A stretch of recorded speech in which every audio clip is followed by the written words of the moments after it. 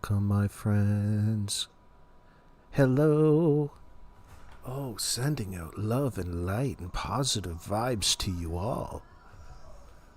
What's going on? Hello, Bonnie.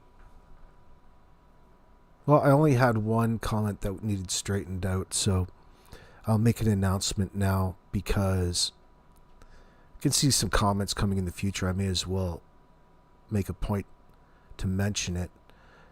No, I'm not upset with Mike at all. I love Mike Dammann. He's the man.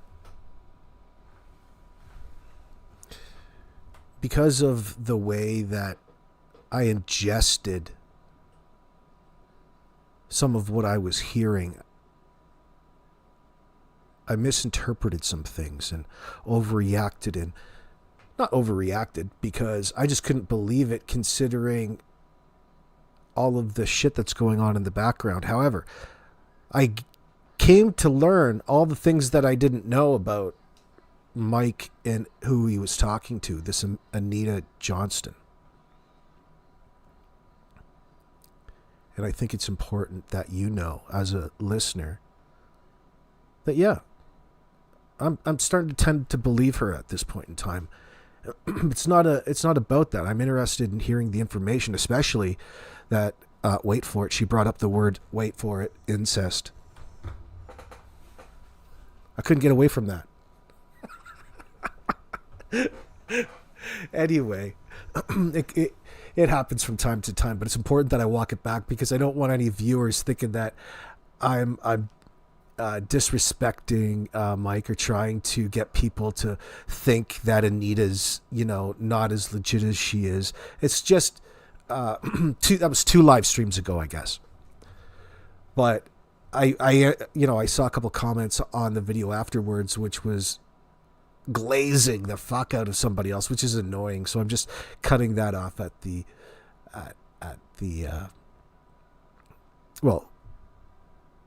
at this point in time, I guess.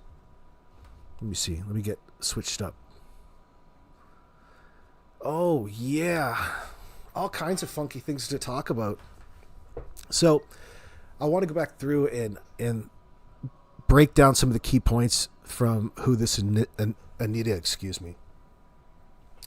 is.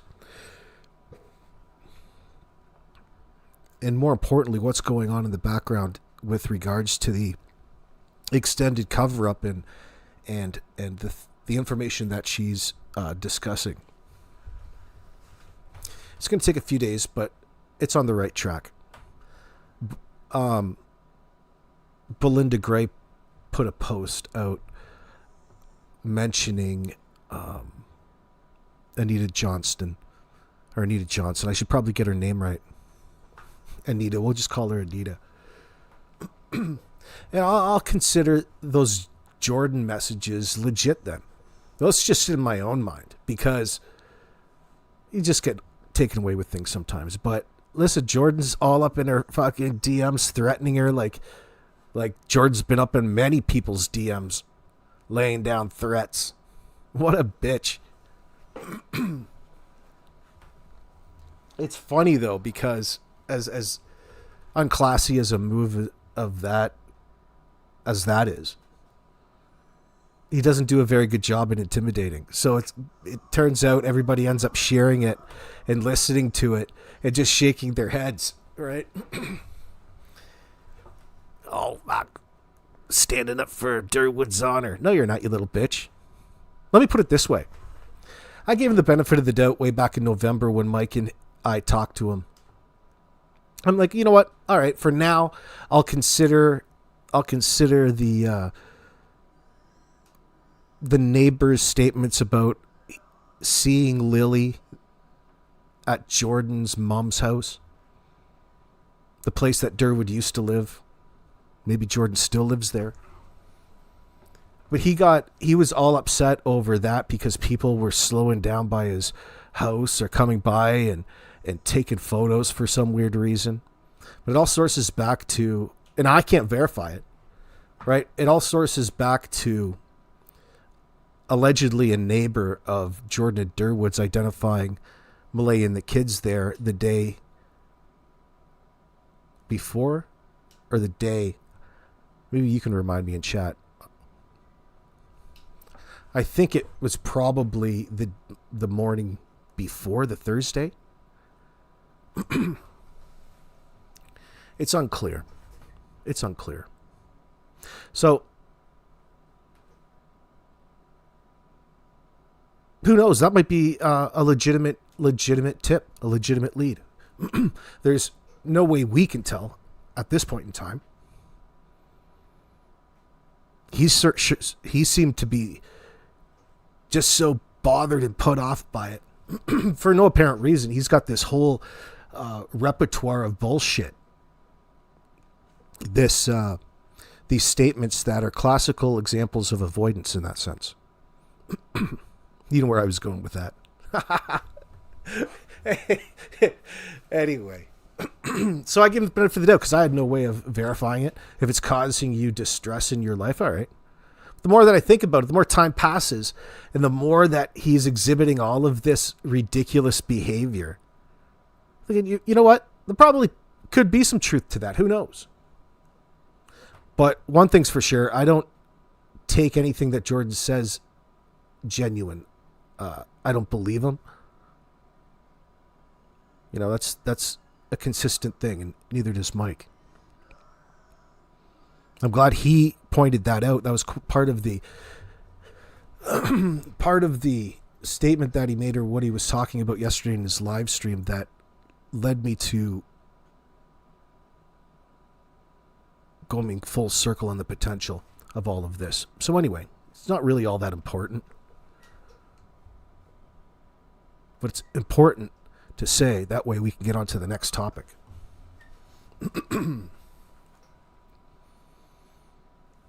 It's easy to get cynical, especially in a situation like this. That's not why I'm not giving you an excuse, but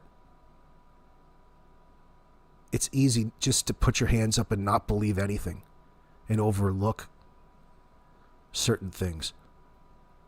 But I have to admit, I didn't know where this Anita came from, so I really can't say. And again, I'm putting my trust in Mike in that sense. I trust him in this circumstance, and so should you. So go over there and make sure you're subscribed. That son of a bitch, Mike, he put 2 new videos on his highest members. His highest members protocol in that sense. Only the top tier members get to see it. It's not that important. It'll come out soon enough. I'm only a lower tier member in that sense. SOB. I'm like, wait a second. You're not suckering me. I almost did. I almost went for it too, just to, and I'm like, you know what? If I wait a day or two, he'll probably lower the tier in that sense. I'm not that horny for it. But nonetheless, we'll get there because there's other important topics that's going to act as a segue into what Mike has protected in his top tier right now. So we have enough to talk about. So there's all kinds of people, and, you know, I guess I'm really saying that for the collective of us, because I don't want you to just dismiss her like we were dismissing her a couple days ago, in that sense, considering Jordan and Derwood, and then trying, you know, it's just, okay, we need to clear things up. And Anita, we need to listen to the things that she has to say in that sense, especially when it comes to all of this information that we don't know, no matter what it is. Oh, I love you, sweet tea. Oh, she's a top tier investor. I'm going to have to get some videos up there for just my top tiers. I need to get a new car. Let's see. So, I guess I'll read down this breakdown until some of the interesting points pops up and we'll talk about it. It's probably the easiest way for our minds to take in the information. I'll take this off the screen. We'll put something more pleasant on, like Janie getting zapped. That's okay for now, I guess.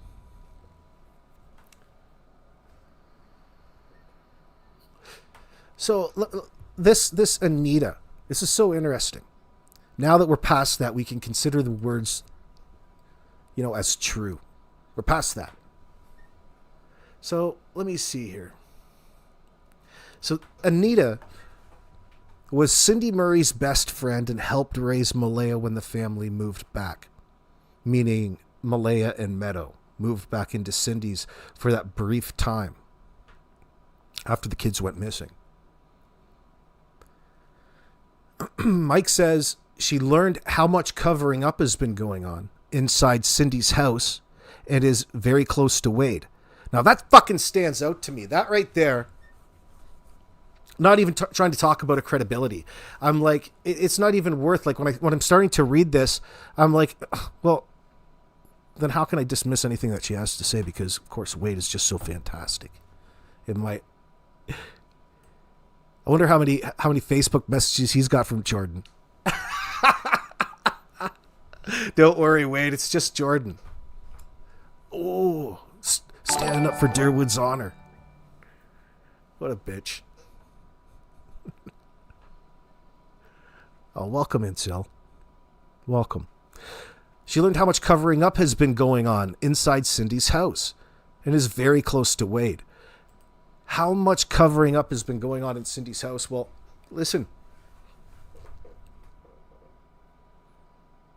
I mean, essentially, that's what it is that we're witnessing. And it doesn't sound like they're being cooperative with the RCMP. Well, we can kind of get a sense of that because of where the case sits.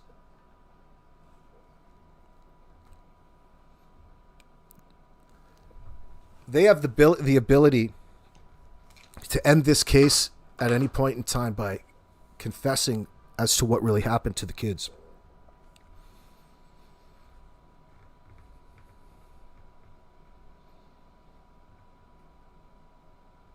We haven't spent much time talking about Malaya and the possibilities because, well, it's a superficial benefit of not saying anything in public. Now, what kind of idiot would call the RCMP, claim that her kids walked out of the house and bails and stays quiet, wants to fly under the fucking radar, doesn't even want to represent? Well, listen, Cindy, how legit could you be, honey? If you're sitting up there providing, what was that, the Globe and Mail, that audio file, you put your statement out in the media as though it's the RCMP's responsibility. That's been the intent from the kids the entire time. Oh, I called the RCMP, invited them in. You really haven't told them what they're here for. They've had to figure that out. Now you're eager for the RCMP just to figure things out and end it and maintain this facade of a story that Malaya has? Shame on you.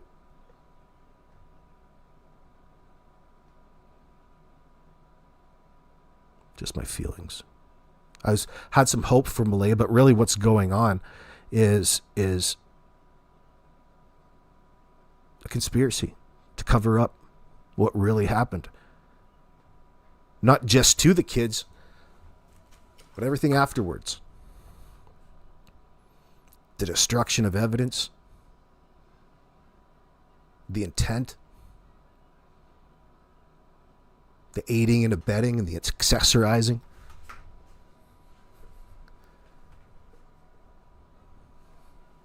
Well, she might not be a very good nurse. Listen, you know who Elizabeth Wettlaufer is down here in southern Ontario? She was a nurse too. Serial killing son of a bitch. All kinds of crazy nurses and crazy doctors out there.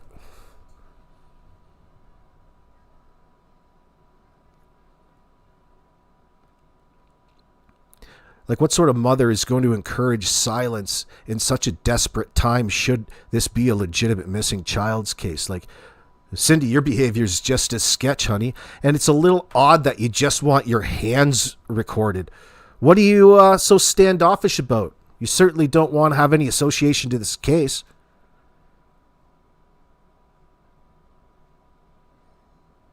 Silence is going to be her best friend, but yet she didn't remain silent. She's out. She's spoken. We've seen your wrists.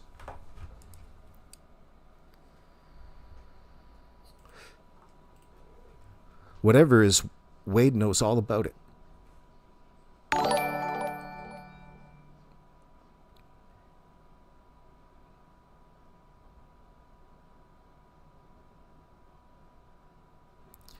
Oh, Julia, thank you very much. Speaking of cover-ups, I'd love to hear your thoughts about the proposed increased publication bans on CPS cases in Nova Scotia.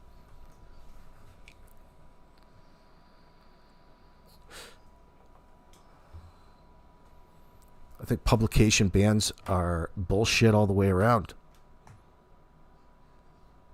I'm not a big fan of any sort of publication ban, especially when it comes to issues like this, which have to do with public safety. The whole, when you disturb the part of the process, you're really disturbing the deterrent, the risk factor, and carrying out these crimes in the first place. Part of the deterrent is not wanting to be fucking shot around social media and everybody knowing all your business. That might be a factor that would affect a person's decision making. It's just one area, but I don't know anything about it. I haven't analyzed it. That's just on the surface. You start talking about banning and publication and CPS. Well, I wonder why they want that. Yeah, I don't trust that shit, to be honest with you. We have to have full transparency when it comes to the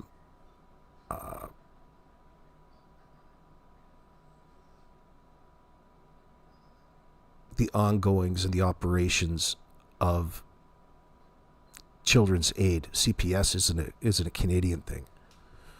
But Children's Aid, in that sense, we need to know what's going on in there at all times. Pay those individuals a half-decent salary. Do a decent job. Pick the right people. Believe it or not, there's some great people working there. But it has its issues, right? And those issues are probably never going to go away. They need to be overlooked. That's part of the... But I mean, if you're talking about... I don't know what you're specifically speaking to, Julia. But if there's a specific reason for it, I could be swaying into a different argument.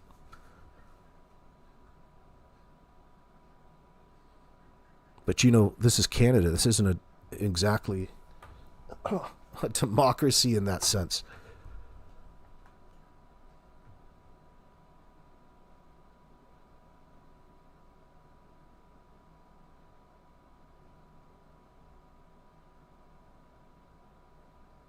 I'm always open to tweaking the system to make it better, like it should be done. Obviously, things need to be adjusted and fixed, but if you're asking me what I think about banning the publication, like, I don't even like where it's at now in Canada. Like, it's too...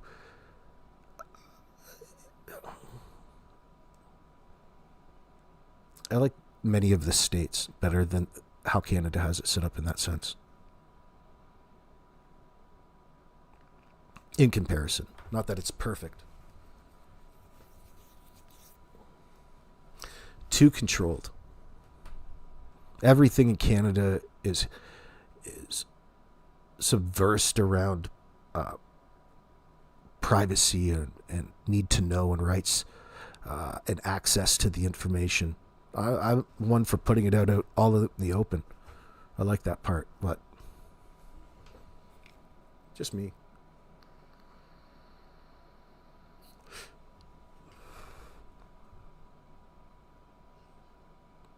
Sea Legal Canada, what are you saying? Good to see you. Yes, and Cindy and Cheryl only showed up on CBC in their non-interview due to the criminal legal case.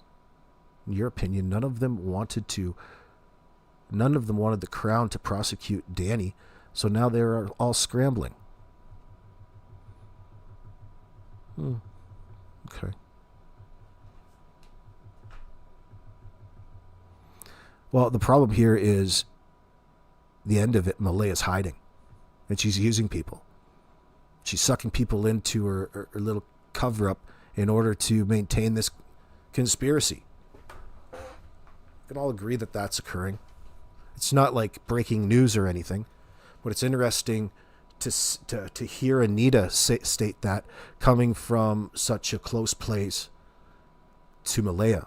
And I've always felt that Haley wasn't afraid to speak out about the truth of the situation, which is a staunch difference than anybody else, including Cindy. You can take control in this scenario in the moment, but you're falling short in the greater. You're enabling the silence. Any idiot can see that something other occurred than what it is that they're portraying. I'm not saying that to the RCMP. They know that.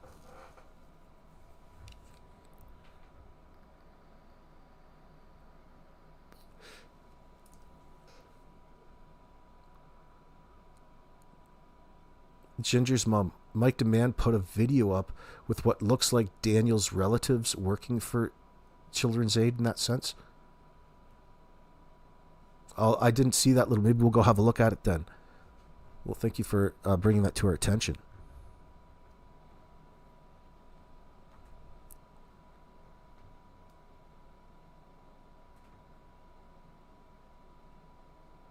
What is there? What should we go look at that now? Maybe.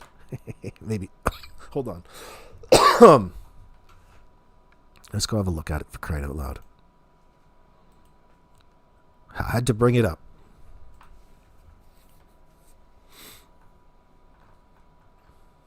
Oh, I got into, on a bit of a side note, I got so distracted.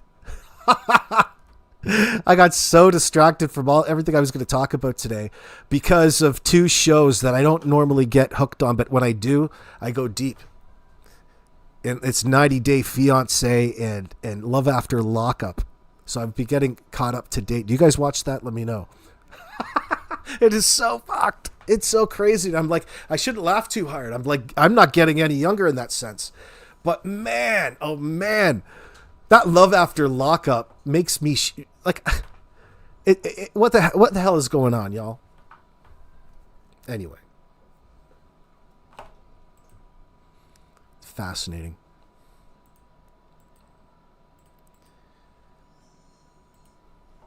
These guys on Love After Lockup sent in these convicts, these felons that are in prison. They got hooked up on a dating site, and this camera follows them around from their date of release, right? And some of these guys are like sending them money, like 30 grand, $90,000. And they get out, and these women don't even want anything to do with the dudes. And it's like, oh shit. There's some, of course, real pathetic ones. And it's like, oh God, I have to watch the next one now. Fuck. Then you get hooked in all of the people who make the content about them. So you get really sidetracked. Next thing you know, holy shit, I'm putting in some hours in this. Anyway, that's what I was doing. You got to let it happen the other time. It is such drama. Sweet tea. But I think it's the classic love cringe that I like. Do you know what I'm saying? I'm a sucker for that shit. It's fascinating. It's an exercise in psychology, and you feel all kinds of different emotions, but mostly cringe. And even when you know a lot of these little things, these scenes are mock-ups or them not being as genuine, and they portray, you have to do something when the camera's on in that sense. But still, the storyline is so fucking bizarre. Like I was in 90 Day Fiancé. I don't even want to describe it to you. I don't even want to say it.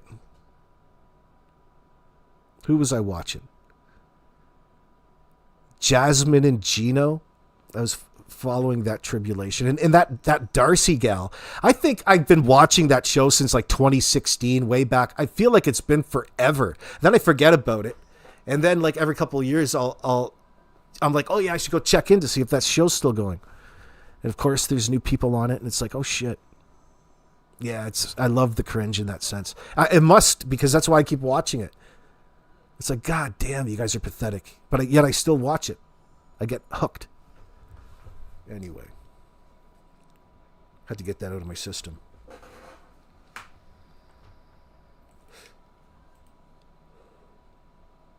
Oh, but yeah, if you haven't, you've got to start. You got to watch some of the Love After Lockup ones. It's extra cringe. Like, what the fuck, guys?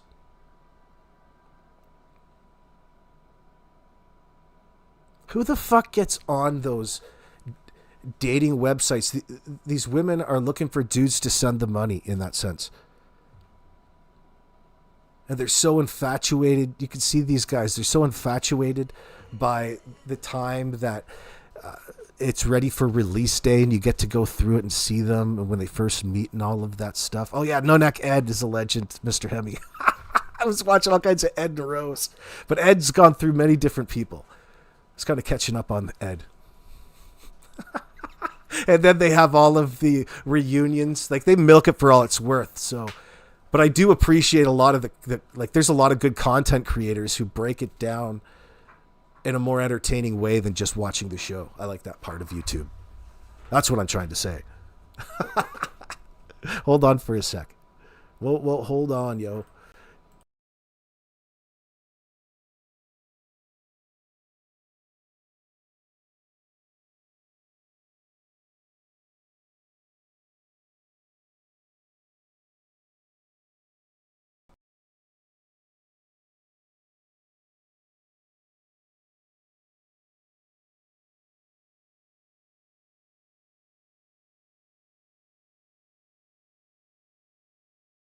Advil target.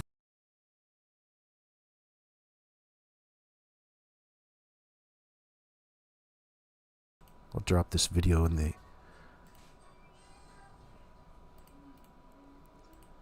comment section.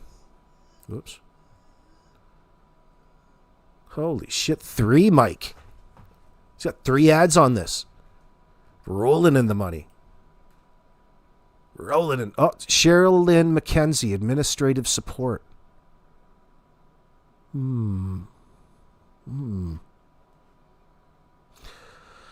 Well, for what it's worth, when they talk about when you're talking about child protective services, and I'm not dismissing it, okay? I'm not poo-pooing it. I mean, the McKenzie is a possibility, but there's a lot of fucking McKenzies out there. It's a very common name. And, well, it's tough because Nova Scotia isn't that big, is it? Nova Scotia is only so big, and it's not that big. It's teeny tiny. Nova Scotia is so teeny tiny, it very well could be a relation. Usually, in a more populated area, you usually go out of the place where you live, like away from your own family and friends in that sense.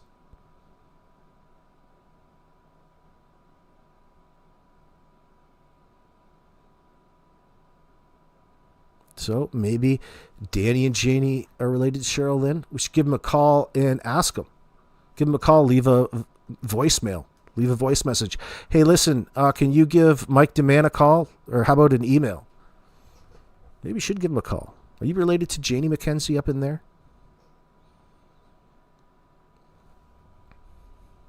Maybe it's a factor. Maybe it's not. I know where you guys were going with that. Interesting. Was that you that pointed that out, Sea Legal?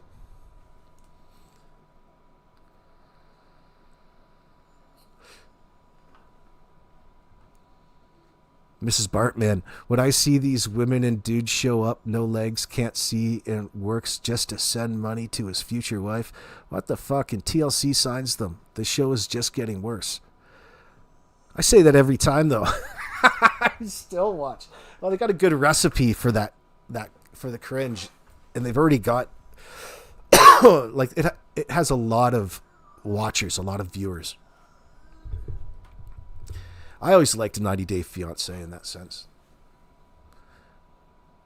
But it's very difficult looking past the green card portion of it. But it goes 2 ways. There's different stories. It's not all one particular reason or one story. Everybody's a little different in that sense. But there's always still some hook, right? There's always some hook at the end of it. The only reason that you cozy up to people is for really 1 of 2 reasons. To fuck them, or that they can benefit you financially. It's like clout chasing.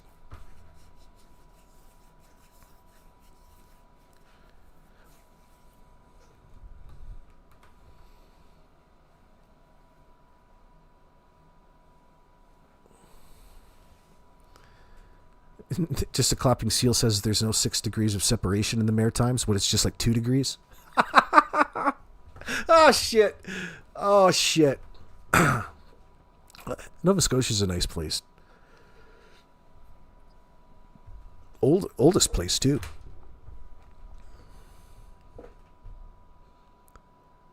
Pick 2 are Martells, McKenzies, and the Gettys, Mayflower says. There's probably some more people that live there, too, but that's their stomping grounds. They own the area. Holy shit, they are in trouble. You guys are in trouble. There'll be some new cats in town. Old Darren and Jordan can't be intimidating people over the phone like they used to. Fuck, even calling women up. Women are laughing at you. It's almost a slice of comedy. You don't know whether to be upset at this point with Jordan. Jordan's going off like an emotionally immature teenager having a temper tantrum.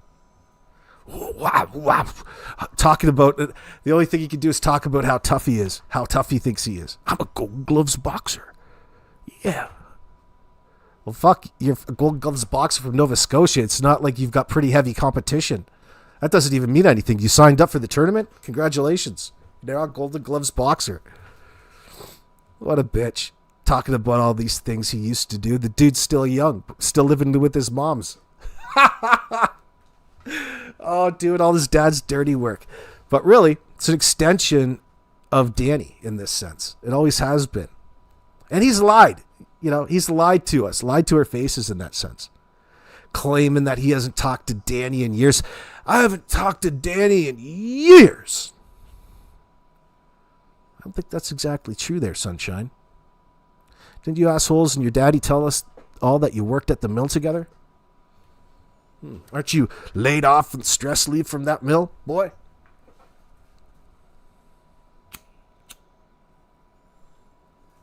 Stress leave. Over what? His old lady left him. You got control issues too, Sunshine? You got triggered and you started crying when the old lady left you? We should have treated her nice before she decided to leave. See how that works? All of a sudden, now that she's gone, you miss her. Oh, baby, I want you back. I want you back so bad. But I'm broke now. Oh, helicopter grandma. Thank you, darling. I don't even know what DGJG. Who is JG? What? G? And Kent's phone bill is. JG. Darren Geddes, Jordan Geddes, and Kent's phone bill. Oh, nothing, man. They all talk through Facebook in that sense. I'm sure. They probably talk in person the odd time when it's real important. Rolling up.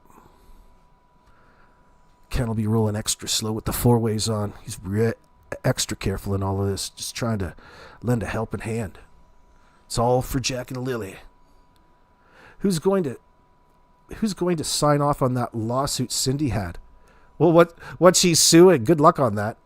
Oh, we're going to sue you. Always looking for a handout, aren't you, honey? Maybe a McKenzie too. A payment to keep quiet for DM too. Yeah, who knows? Who knows what if that's true? But there's a suggestion out there that Danny was sending money over to Malaya. Oh, so I'm trying to support you, girl. See, I can keep up my obligation. You should be so happy you got rid of that bitch. Move on with your lives. No, it doesn't seem to be happening like that. They're all in cahoots and they're all conspiring to cover up. Well, why would that be? Because they're all equally fucking guilty at this point. They're all looking at life squared in prison. That would be a strong bonding factor. You don't have to worry about me. I'm not going to give up the game. Got to stick to this story we came up with. That's really what it's coming down to. No, it's not alimony. He doesn't owe her any alimony in that sense. He wasn't even married to her.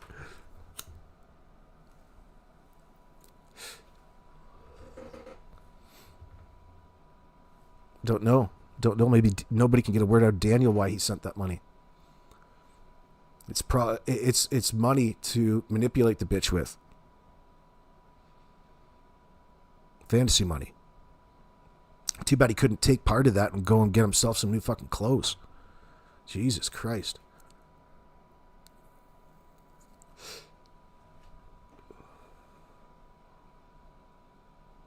It doesn't have anything to do with that. It's probably just a weak attempt of trying to stay in the picture. Oh, I gotta better give her money, make it look like I really care about her. Where did it come from? I'm more curious about. Probably came from his insurance fucking scam, his insurance payout, probably.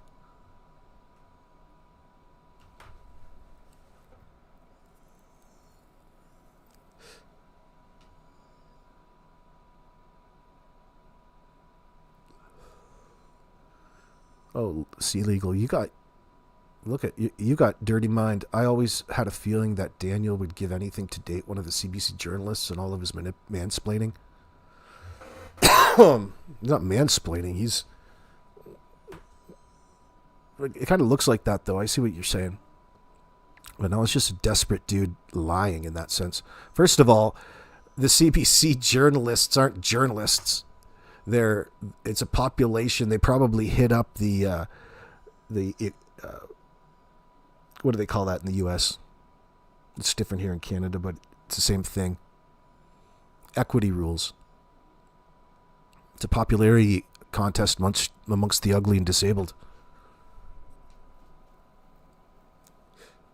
Inclusive. It's brutal. Fucking CBC is brutal. But we love it that way. Ginger's mom. I hope Darren can't go to CPS meetings for Jack and Lily or anyone. Well, why would he? What? No, he won't be. Oh, you're saying that because of what he talks about and says? Oh, yeah, he'll tell you that he's in the loop and he has all of this information when it comes to child services and all of this. Well, he doesn't. The only way that he would is if he's open and communicating with the person who is, which is going to be Malaya, unfortunately, at this point. Malaya's got a big problem on her hands.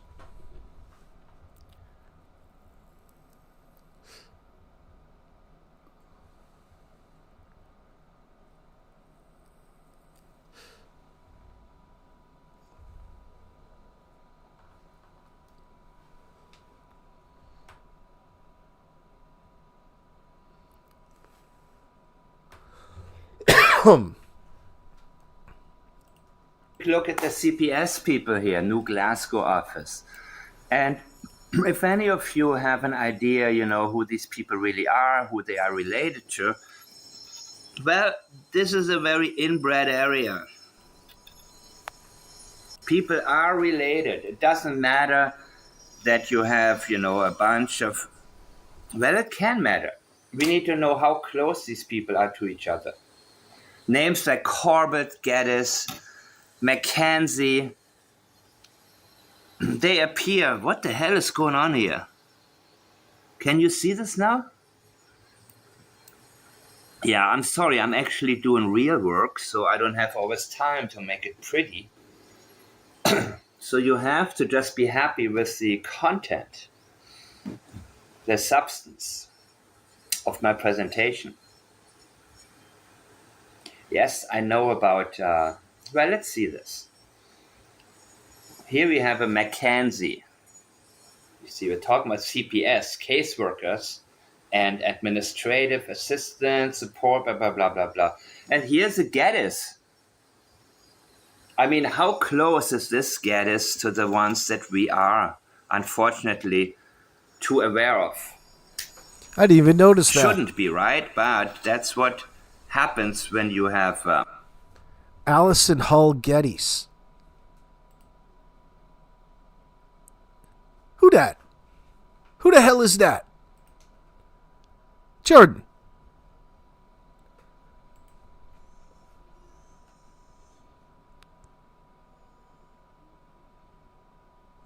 Conflict of interest, eh? Got a real conflict of interest potentially here. You know. I don't finish my sentences for a reason. Alison Hall Gaddis. McKenzie, Sherilyn. McKenzie is so common, people, even within the police department. And remember, I showed you like a 100-year-old picture of the McKays and McKenzies that came together to Pictou County, and they had they brought a bunch of single women there also one time, right, from England or from France. I forgot the story. Nasty I'll tell you more hussies. about it later, because sometimes these little things can actually be informative. I like to do things for more than one reason. I like to learn not only about this depressing case and these cover-ups. I like to learn about, Nova Scotia, the history. Back in the days, meth was not an available substance. People didn't know about it. Maybe they were just a bunch of drunks like Darren. You know what I mean? I don't know. Maybe they were cool, and later they became what they are today, or some of them are today. I have no idea, but... Oh, shit. Mike called you a drunk, Darren. The old booze-nosed bastard. I love that. Don't even have to ask him. Darren, Mike called you a drunk, bro. Damn. I'm not a drunk. So sensitive about that. Oh, it's actually euthanasia. Euthanasia? It's from drinking. From drinking too much, boy. Too much dirty alcohol. Jesse D. AB, someone said above Hull Gettys is the wife of the Gettys that owns the Black House. Well, if that's true, that's interesting. I'm not trying to suggest anything, but it's interesting nonetheless. I know how inbred these places are. You don't have to... I'm not trying to suggest they're directly related by any means. It's interesting. It's worth a thought. It's worth a follow-up in that sense. It's worth trying to figure out. But do I think so? No, I don't think they're really actually related. Doesn't mean that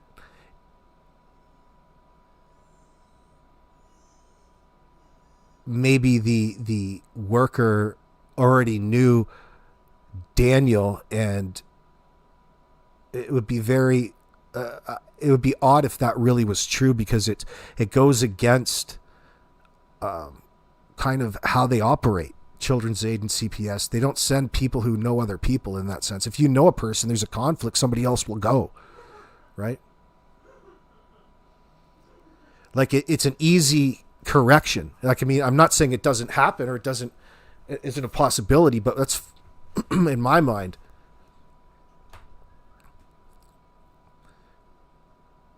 It's less important in my mind.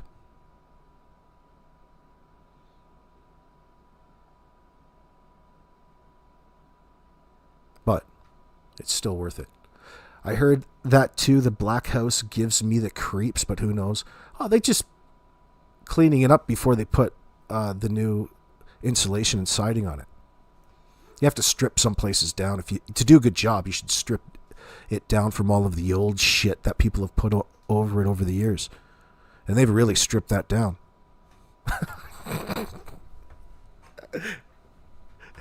But it looks like a haunted house.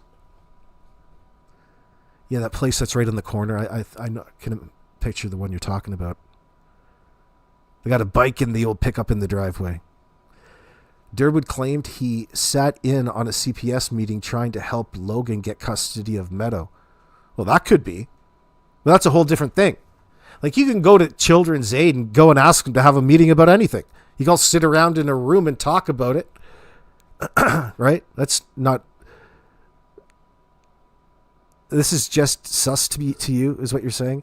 And if there are relatives involved, I don't, Ginger's mom, I don't think it's necessarily something we have to worry about.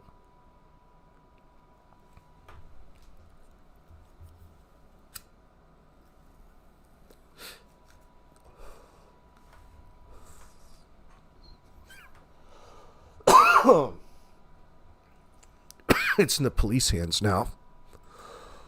Holy mackerel. Either way, if anybody has some information here, fill me in what I'm missing. I know I get quite a few, and I'm very honored, by the way, that so many people from that area prefer to watch me and send me messages such as, you are the only one who gets it right. I know I am.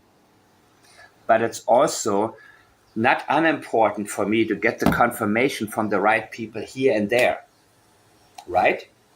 Because we all sometimes need a little bit of extra light to help us stay on the trail. So, let's see if I missed anything. These names, McDonald, okay, Charlene and Joan McDonald, doesn't tell me much. Anglo-Saxon sons of bitches. Coop, you're saying that Logan needs that baby bonus money? Just another one on the chalkboard there. She's got like 4 kids with 4 different daddies. 4 kids, 6 different daddies. Nasty old heifer. CPS went to their home in December. Why was nothing done about the teacher's concerns buying clothes, J&L smelling like pee, WTF? You've got a mismatch helicoptergram of different points there. It's not exactly 100% factual statement, but you're not wrong either.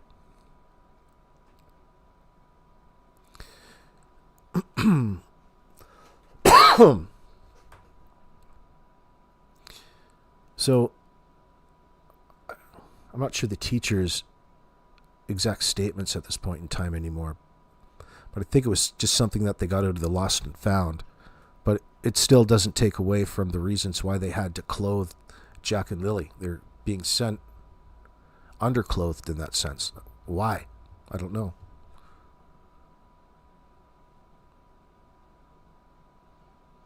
The smelling like pee part, that didn't come from the teacher. That came from somebody else. Like, it may or may not be true. I thought that came from Ron McKenzie in that telephone call. So I mean, I hope it's not all true. Like, what are you to believe, right? It's just another bad thing you're hearing. If there was concern from the school in that sense, that doesn't automatically mean that the state comes in and takes your kids away from you because of something that somebody said. We don't live in a society like that. They have to investigate.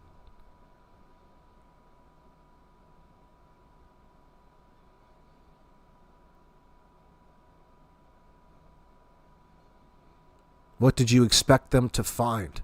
What did you expect them to see when they went and visited them and interviewed them the last time?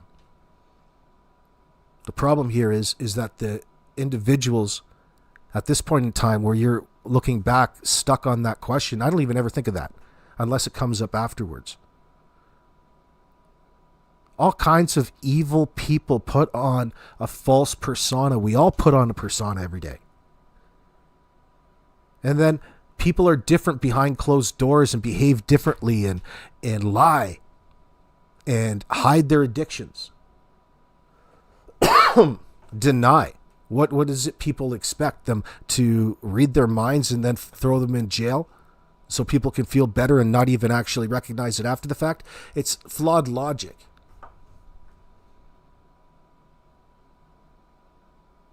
On paper, in theory, nothing takes into consideration for the lies of the individuals involved. It's never going to be a perfect solution. And it's a distraction, to be quite honest with you, at this stage of the game. It's a distraction away from the real guilty parties, the people responsible of something they're not even charged with yet. So in my mind, not even worth considering.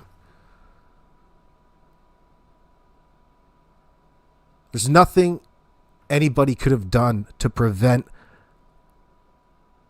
what happened to Jack and Lilly other than the people that did it to Jack and Lilly.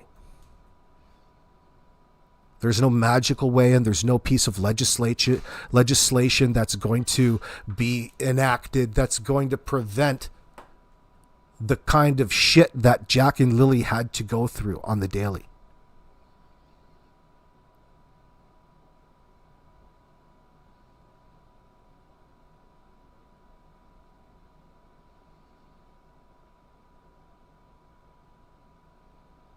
The way it's said, it says helicopter grandma. I get what you're saying, but okay, I will leave it at that once again. I'm not coming down on you, helicopter grandma.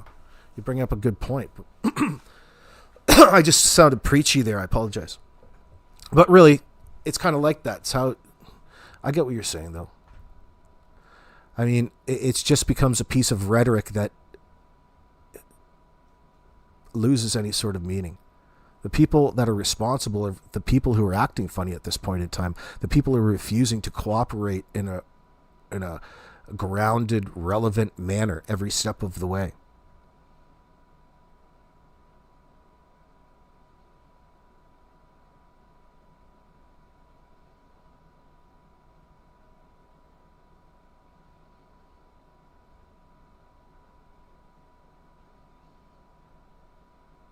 We don't need a bunch of babysitters for adults in this world in that sense. You don't want to live in a society like that. At the end of the day, Jack and Lilly were failed. Yeah, you can say that. By the natural processes of things.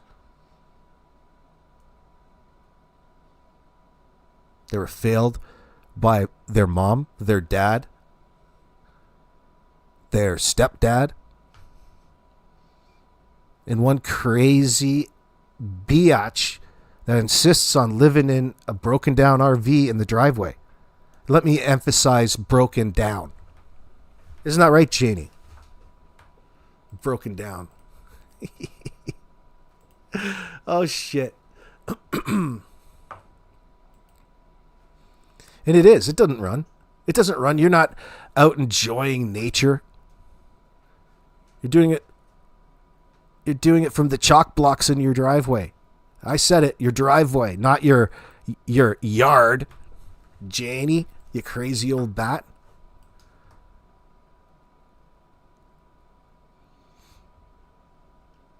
But it is interesting to think about and discuss the other side. And it's the other side of the people who are covering this up, which is Malaya and the people that she's pulled in around her. And I would have to think that that's exactly why Wade had to leave. He can't handle this sort of shit on his conscience. Wade's a talker. Wade's an individual who loves to get things out.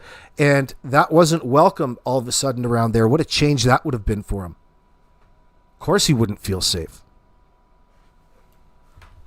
And it doesn't sound like this Anita gal, this Anita Johnston, sounds like she felt the exact same way Wade did about the situation. And that's why we're hearing from her, which is a godsend.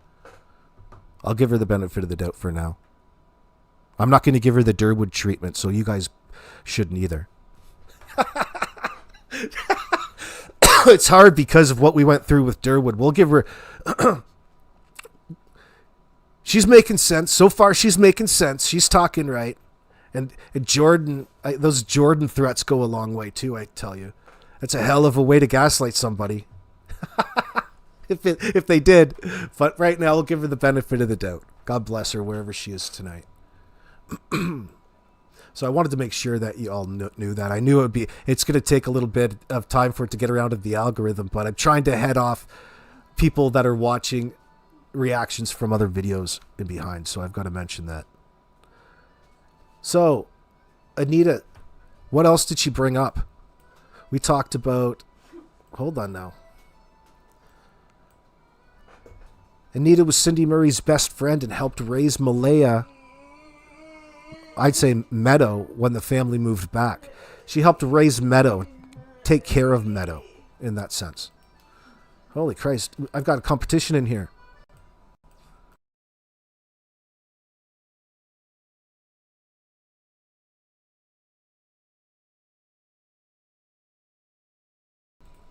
Anyway. Let's see. She learned how much covering up has been going on inside Cindy's house and is very close to Wade. How close exactly? I think Anita's married. Oh, yeah, she is married. Anita is now being heavily threatened.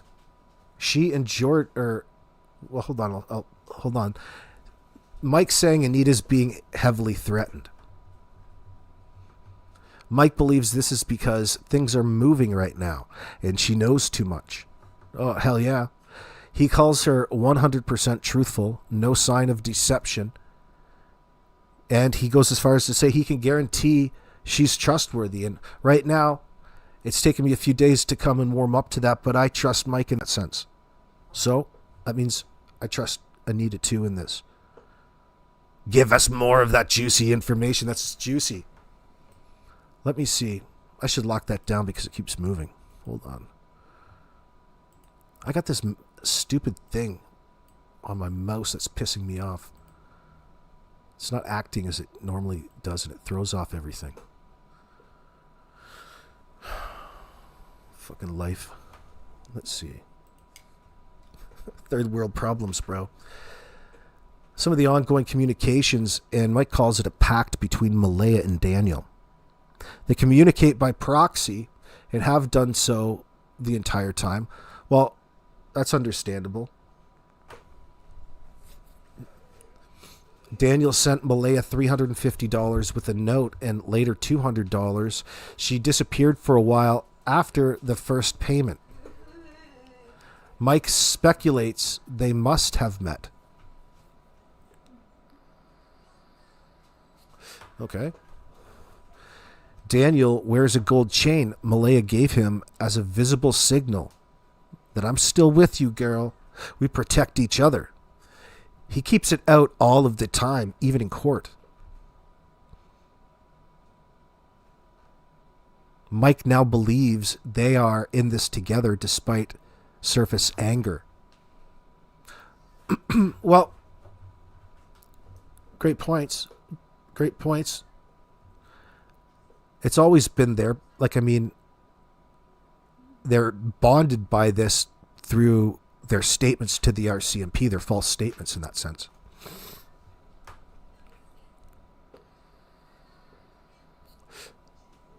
But I think this is implying that Mike more so now believes that Malaya's taking more of an active part in the cover-up.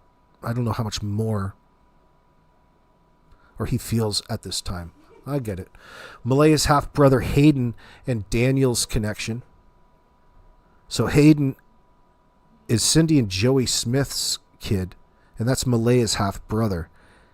He is very, very soon to be discussed in relation to his friendship with Daniel, and why was he driving that car?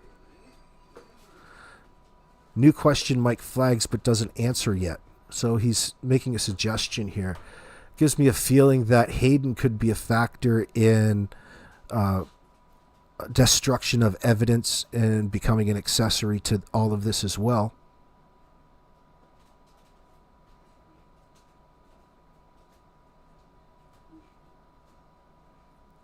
Daniel appeared in Pick 2 on SA assault and forcible confinement charges involving an adult female complainant. Publication ban on her identity.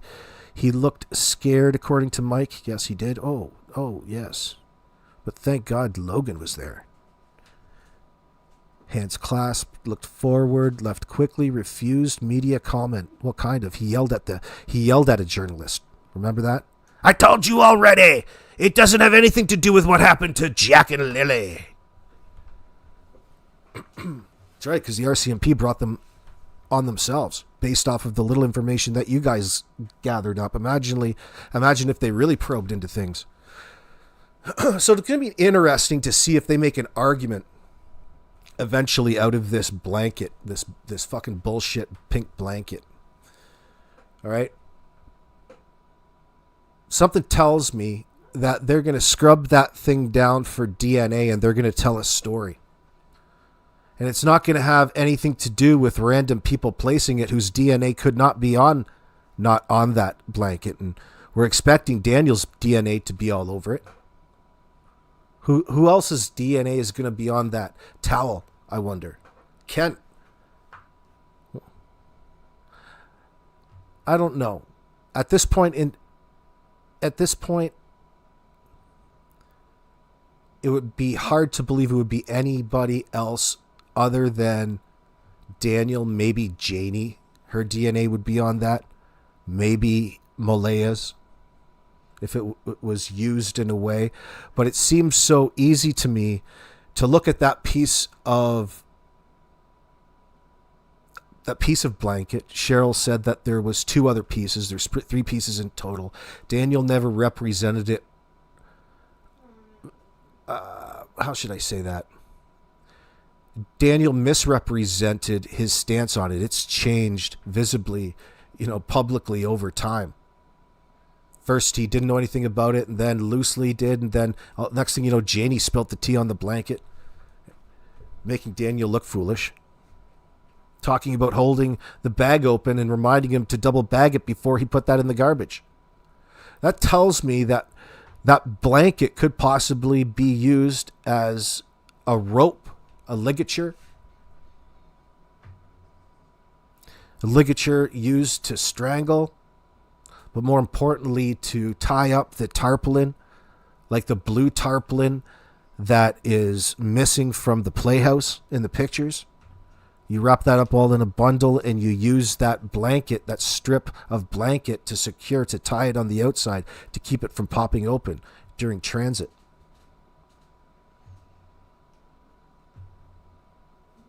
When you're in a crunch. I'm not saying that that's what has occurred, but that would be a definite, tangible way that this could be relevant to a situation. Now, as Daniel tied whatever bundle he had, did one get loose because he's a tweaker and he can't tie knots properly? And one of the 3 got loose on his en route to transporting the bodies out of Garlock Road trailer camp. And did it fly up 6 feet and lay in the tree? Or was it placed there? Was it meant to dispose of, as he was disposing of other evidence throughout the night with all of those multiple stops, according to Bradley Wong? Are you with me?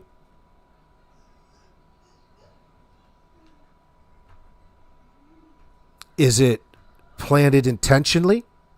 Or is there more of an accidental way that they... it happened to be in that tree. Now, when I say it's in that tree, it was, how exactly high was it? About 6 feet? Was it 6 feet off the ground in the tree by the road because they were searching the school bus CCTV to try to see it en route? So obviously it's accessible from the road and it's right there. It's on the way down to the pipeline before Janie's other property, before Earl Martell's, and before the McKenzie's pad back there. 3 feet, was it? So 36 inches, Bonzi Aussie. So it could be 1 meter, 3.5 feet. Could be that the wind took it en route. Was there a 4-wheeler?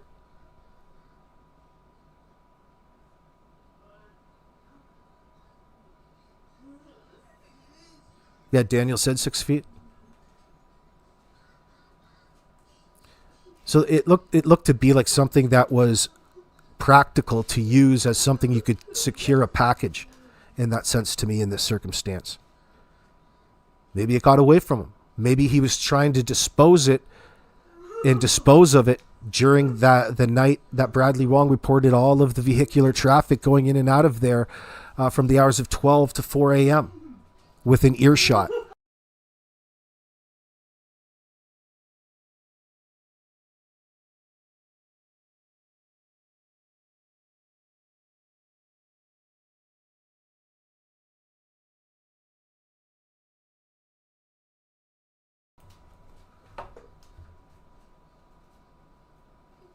Good to see you, Kim Elton. If it flew off and he picked it up and meant to return it and dispose of it, didn't have time.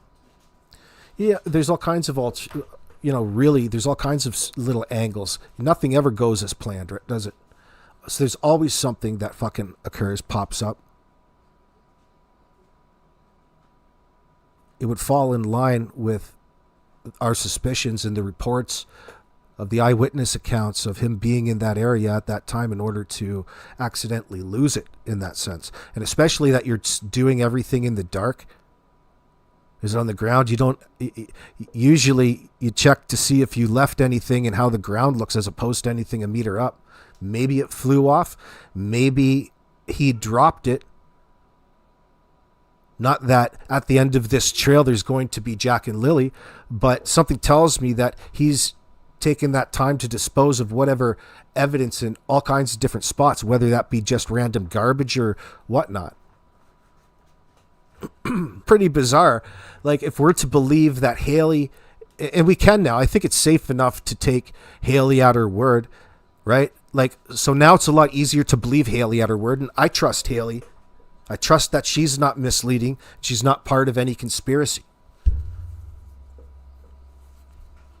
where she happened across this piece of blanket. That's so bizarre that she would do that. What a troublemaker you are in all of this, Haley. Fucking throwing hands at the end of the driveway. So it came across her. Maybe it was a trigger for everybody else back there, right? Because at this point, there's more than one person in on this cover-up and conspiracy. And Daniel was acting sketch, tweaked out. Janie would be bothered. That doesn't have anything to do with Jack and Lily. Get the hell off my property. Yeah, Anita, Benita, that too. But there's more to it, right? There's things that we can tell that we're not just by our observing how they are. I think he went out and planted the boot prints and the piece of blanket. Well, I don't know about all that. I don't know about all of that. I don't know about that. I mean, it's an easy way. Who said that? You, Cal? Callie says that. Well, you should start opening your mind a little bit, because now that we can trust a little bit more, it's worth exploring. Is there more to it? It's a more relevant question. I'm not trying to sway you. I disregarded it, and that was really a way of disregarding it, like bringing it to closure. I'm not trying to pretend that I'm right about that. The police are interested in it. What would be the point of somebody planting evidence so close? Like, what would be the tie? The one tie that I can think of now, I'm at this moment in time absolutely certain that they red-rummed 2 children. Okay? They would have had to have taken extraordinary measures in the moment under extreme stress. And they would have used these obscure things in order to get rid of a much greater issue with a bunch of evidence that they had to destroy as well. But I'm ever more certain now that they've actually done that. Not that I've ever doubted it much. It's rather obvious, but we're starting to understand really how vicious it must have been. Think about all of the things that we've learned about physical abuse and DV in this situation. Even Malaya and how she referred to Daniel picking on the kids.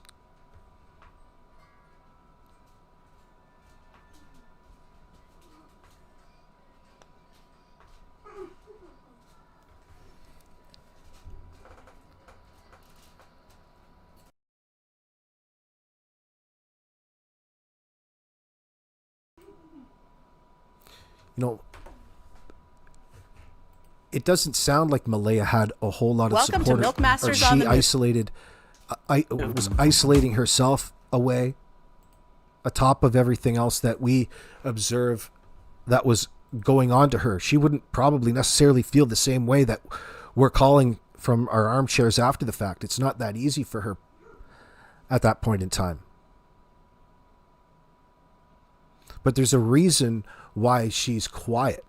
There's a reason why she doesn't want to beg for her children's safe returns, or is getting out in front for some frantic mama bear level search. It aligns with something else happened. Something other than what they presented to the world occurred that day. They need to figure that out.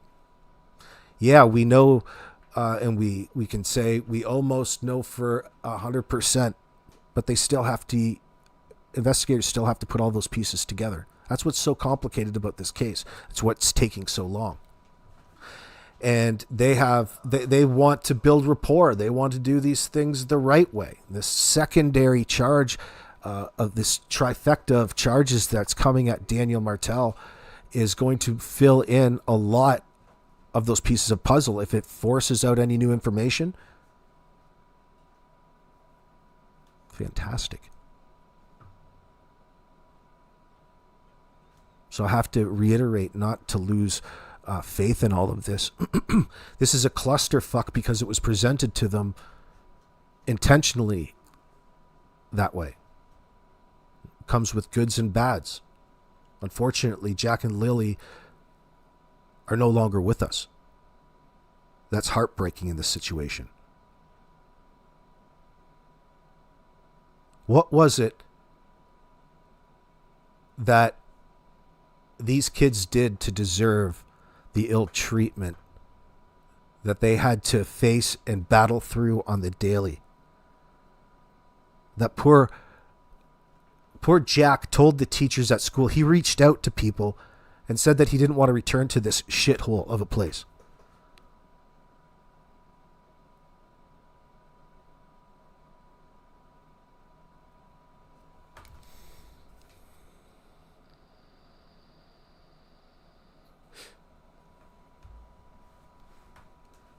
I wouldn't worry about that, Sea Legal. This isn't a huge, fantastic murder mystery with all kinds of individuals who carry through on their threats. These are child killers. These are cowards. These are the worst, the lowest dredges of society. And they're nothing to fucking fear other than to protect your children and the important people in your clique that you love from. These are individuals who are covering up the harm that they did to these children. These aren't people to be terrorized. These aren't Crips. These aren't Bloods. These aren't gangbangers from the mean streets looking to compete to see who the toughest motherfucker on the street is. No, these are individuals covering up what they did to two toddlers. Cowards.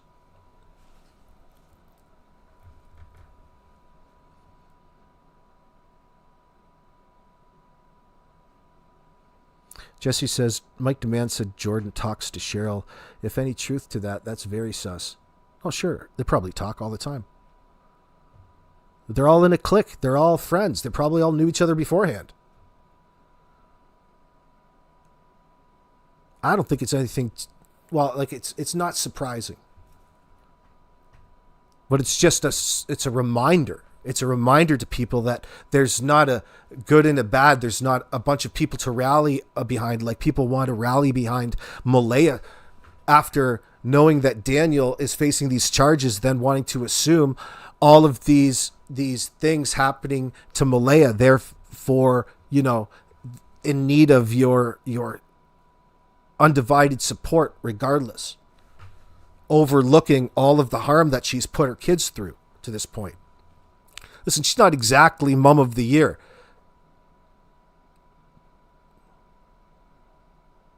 And it's far worse than that.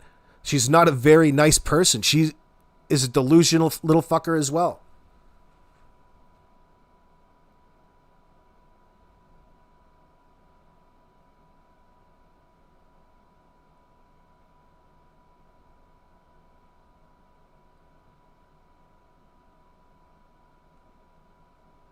Hayden and DM were friends, Mayflower saying. Yep. Well, we gathered that, didn't we? What sort of friends? What sort of things did they do with each other? Now it gets to be, it goes inappropriate. Mike's starting to bring this up. Now let's talk about it. Let's bring it up. Let's do it. So, do you ever, I got scrolling sometimes on my phone. I get hooked into those scroll modes. I hate that. Sometimes I just let it go though. Hold on, I got disconnected from chat. But there's these dudes on YouTube who sit there and they pull their phone up and they film their phone and it's dialed into 911 and they get you, they keep like doing this big lead up as though in just like 5 seconds they're going to call 911. Whoa guys, 5 seconds. Well, if you hit this, they've got like 1,000 people in their chat. That's just these scammers that I don't know what the point is in this sense, but it's a funky thing to watch. Have you ever seen that? Has it ever popped up? Sometimes when you're scrolling on YouTube Shorts and there's no more in your algorithm, it pops up just random people's live streams in that sense. That's where I see it. I've seen it more than once. There's all kinds of people that watch it just for the ridiculousness of it looks like. Anyway, it's ridiculous things here on YouTube.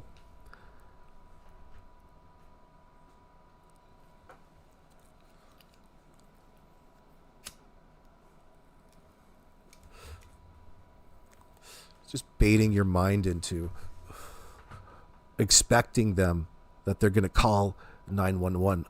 It never seems to happen. They never seem to do it. Anyway.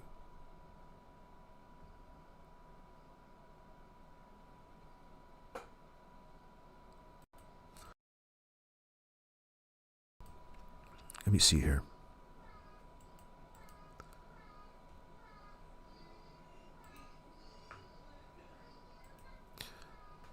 I lost my page. So, hold on. This might win you over. Let me pull this up. There's some people out there that'll appreciate this.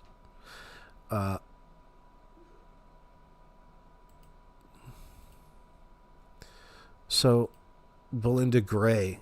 This is her post from last night. Not exactly sure. This is Belinda Gray's post from Facebook in regard to Anita Maxwell. Why do I keep calling her Anita Johnson? It's Anita Maxwell. Excuse me. I don't know where I'm pulling these names from. What the fuck am I calling her Johnston? I'm just making names up now. What people have been saying and well, about time. About time. About time. Not exactly sure what. There we go. I would like to thank Anita Maxwell Johnson. Oh, that's why. Johnson is her last name. Anita Maxwell Johnson. I'm all fucked up. She's got 3 names. Holy Hannah. You've been smoking too much of that wacky tobacco. You fucking stoner. I'm such an idiot. I get it now. Next time I'll read the instructions. Holy shit. Holy shit. Maybe if you spent a little bit more time reading and a little less time smoking that sticky, icky chronic, you would have picked up on that. Holy Hannah. I apologize, friends. Johnston. Holy shit. I'm disappointed in myself.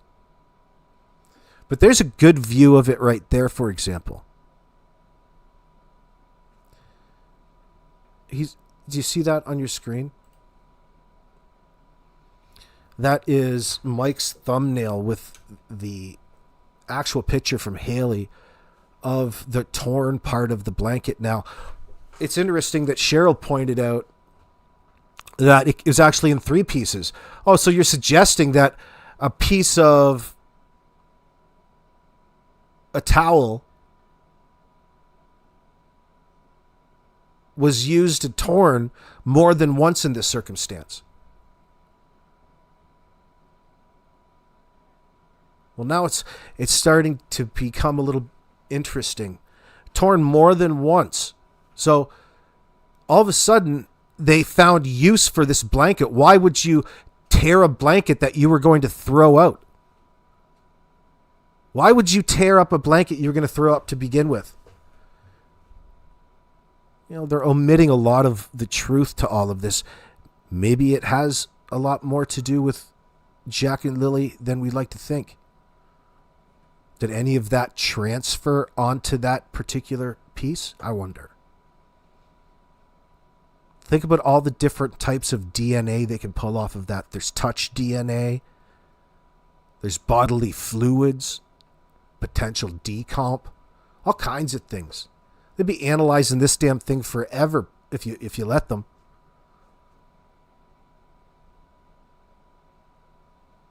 But to me, it stuck out to me that it was long, slender, and it would be easy to wrap that around a package and tie into a knot.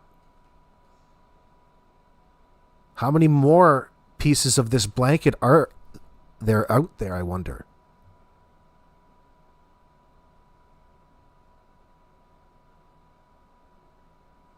And I mean, think about the different articles early on that Daniel brought up, like the missing sweater thing in the beginning. It'd be easy enough to take a knife and rip up old articles of clothing and turn them and use them as way to, tie somebody down, bind something together, roll things up into a tighter package, nondescript, keep things bound.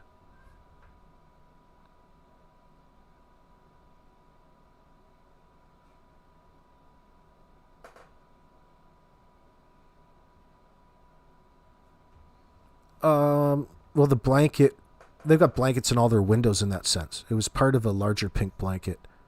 But what struck me is it was significant to Haley. So Haley, it stood out to Haley. She recognized it. Did they just have it hanging out in the back, not thinking anybody would recognize it? Do you know what I'm saying? Like, did they use it, and was it a piece, like an accident? Did Daniel fuck up in that sense and leave the rest of the blanket? Like, what happened to the rest of the blanket? Cheryl says, and the story is, it was hanging out over the railing on the back patio, torn in 2 back there, according to Cheryl. But Janie is told it where she watched Daniel put it into the garbage. Did Daniel go retrieve this blanket towel that they were using to stuff underneath a door? Is it the same front door that is damaged, I wonder? No, it's not far-fetched. Not far-fetched at all, Lori. Quite the opposite.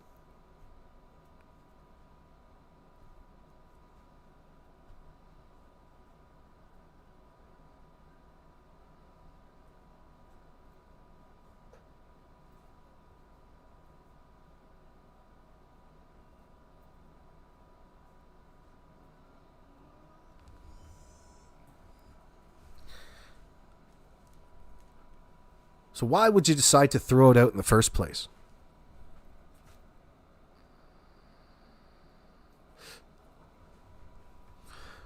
Why was it back out of... It sounds like it was back out because Janie spoke to this towel as though they put it in there 2 weeks ago when Daniel talked about how there's a big hole in it. He said that on the news, as a matter of fact. Not that it was factual, But he said that there is a big arm-sized hole in the side of the bag, and that's where the blanket came from.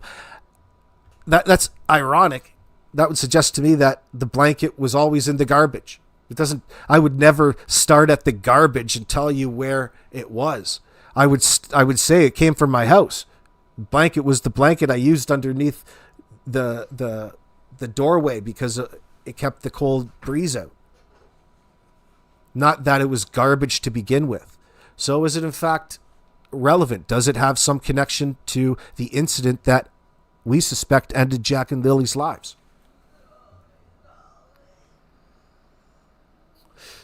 The answer to that is potentially.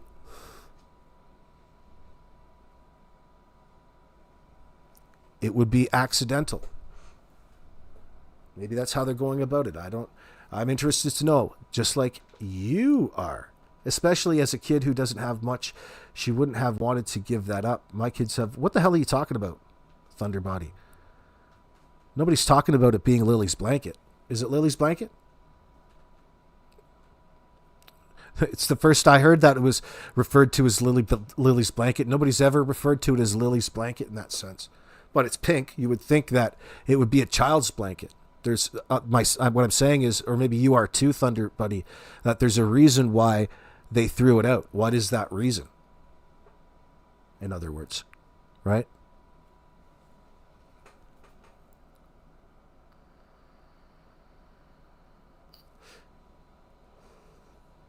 Oh, you know Kim Elton.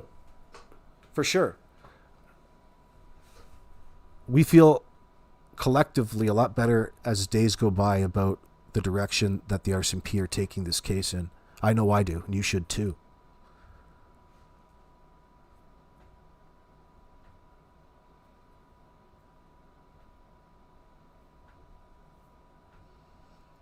Huggy Demons, you think it was used on the black sliding door?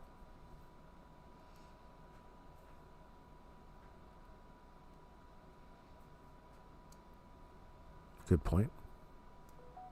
Could be. I'd be interested to know. I don't know if we're going to be able to get such an easy answer, though. You don't know what's true from the people who should be telling you the truth. It was Lily's piece of a blanket on the railing from day one, and I heard that helicopter grandma said Lily's. Is it? I just don't refer to it as Lily's, I guess.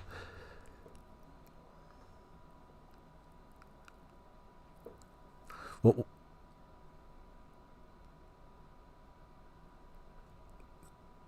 it'll be interesting to see. I guess maybe you're right, now that I come to think of it. Maybe you are right, helicopter grandma.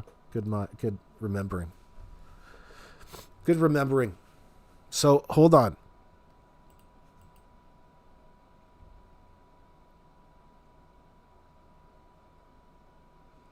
Daniel's new criminal charges. Mike speculated the charges may be a Crown pressure tactic, possibly from phone evidence or Malaya's statements, and doubts Malaya would be a strong witness. Yeah. They don't need Malaya as a witness in all of this. They have enough of the information to bring the charges. How do they want to answer to them is the question, baby. How do you bitches want to answer to this? Danny. She answered no to all. Let me see. So Mike talked about that. I want to get to this point about Anita. Malaya Brooks Murray also took a second polygraph on the same blanket issue and passed. Is that true? Let's see. Mike liked that. Let me see. Haley Ferdinand's language.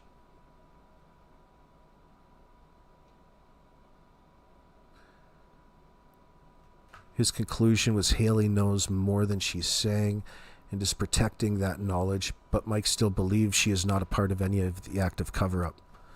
Yeah, I agree with that. Haley's pretty solid in all of this. Haley Conscience. And Wade. Wade, too. He deserves an honorable mention. And Anita, this Anita 2 name. This Anita Johnson. This Anita Maxwell Johnson. A neighbor witness claims she saw Lilly at Jordan's house the morning of the disappearance and heard her scream. Can identify her. Mike now treats this as credible.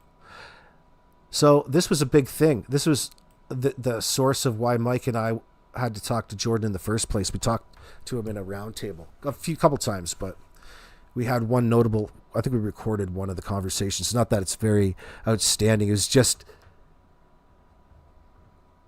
Jordan and his rhetoric in this sense. And he's thick of rhetoric in this circumstance. It'd only be one reason why you would be full of rhetoric, and as if you were actively involved somehow. So this neighbor witness, Mike's now suggesting, and he treats it as credible. That's really interesting. So I'll put that out there. A neighbor witness claims she saw Lilly at Jordan's house the morning of the disappearance and heard her scream. That's the first I heard about the scream. But again,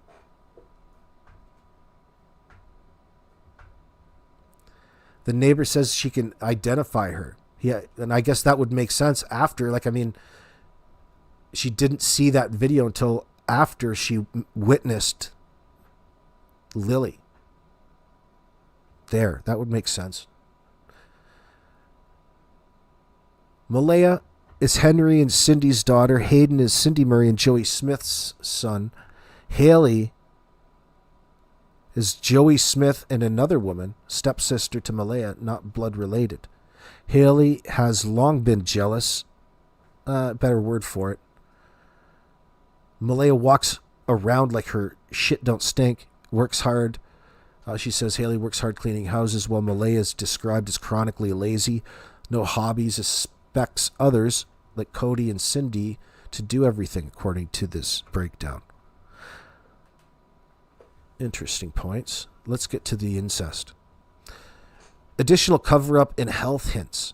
More people involved than previously discussed.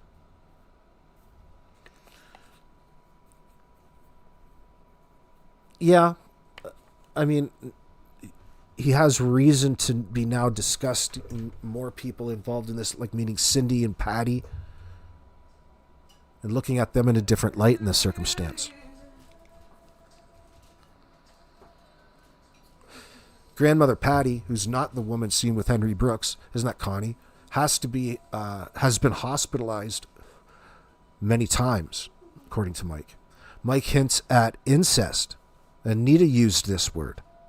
And other sicko behavior, but refuses to detail it yet. Oh! I wonder what he's referring to. Daniel allegedly makes this stuff for irregular income in that sense. Yeah, I still believe that, for his own benefit and maybe to make a little bit of money. Now, Malaya's mothering. 10. Anita says Malaya was never a great mother, even with Meadow. Belinda's positive comments are doubted. Meadow was thin, legs bent back, etc. Luckily, Belinda's looking for something positive to say. You can get that.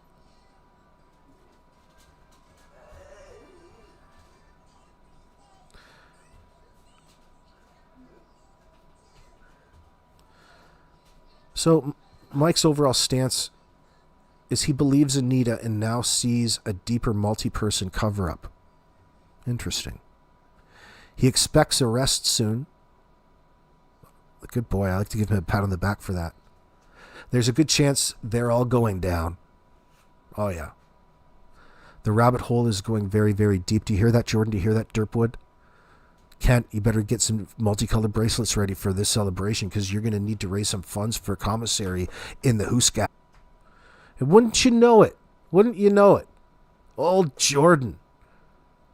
You still haven't figured out that, it's easier to scare somebody when you have a point. Oh, are you still sad? Are you still triggered? Still pretending you're triggered? Are you still rolling with those lines? Fucking chomo. You are a chomo, J-Barod. Jordan. Does anybody out there know Jordan's ex that just left him? Wouldn't she be a fantastic interview? We need to find her. She's probably on Facebook, I would expect. Putting that out there to the YouTube gods. That'd be fantastic. Tell us all about Jordan and his relationship with his daddy, Derwood.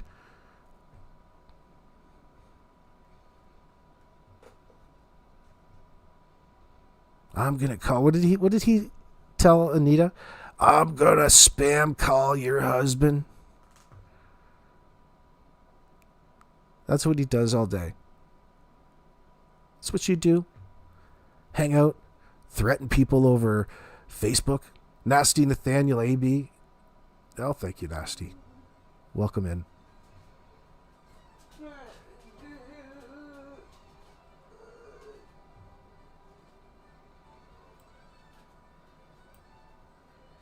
Oh, is it Fred Baines? Yeah, I didn't much like that article.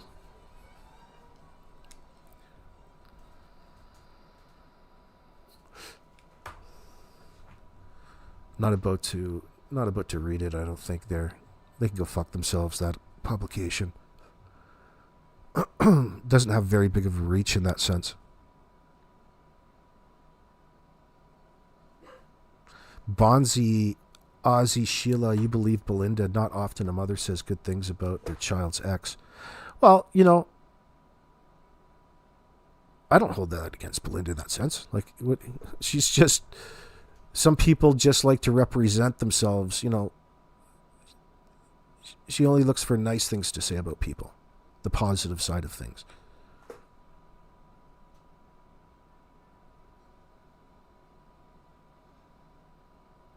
Truthfinder, do you think the Gettys have something to do with it? And either rugs or covering up evidence? Absolutely, Truthfinder. When you say covering up evidence, absolutely. Yeah, I do. I do. Especially old Derwood. Absolutely, I do. And Jordan's being used at this point, too, and legally, the cops should be able to find something pretty easily on the amount of nonsense that's easily traceable through his communication devices. It'd be interesting just to fucking scoop his phone up and download it and go through all of the messages that idiots have sent. And all of the apps that's spying on him, pulling all the audio. Jordan has just got a big mouth in that sense. There's a lot of talking going on around there. The fact that they're so open to push threats tells me that they're on some way involved, and they're so eager to jump and defend the most ridiculous statements from the obvious suspects in all of this and pretend that really a crime hasn't even taken place to begin with in light of Jack and Lilly being missing and presumed dead. Okay? What sort of fucking idiots do you think are believing these guys? Of course Darren is involved. Somehow he's involved and tied into this. They need to figure it out. You're saying Jordan is way too vocal to not have some involvement. Oh, the more I listen to it, the more I believe it as well. And it's not like he has any deep, meaningful, contextual language to communicate with. Like, it was literally... Well, what Mike talks about in his videos, those classical forms of avoidance. If I knew where the kids are, I would do this and that. No different than what Janie does. You get a good sense of it. They're all doing that in this circumstance. Reeking of rehearsed narratives in that sense. And you don't even have to resort to fancy terminology. They're straight up fucking lying to you.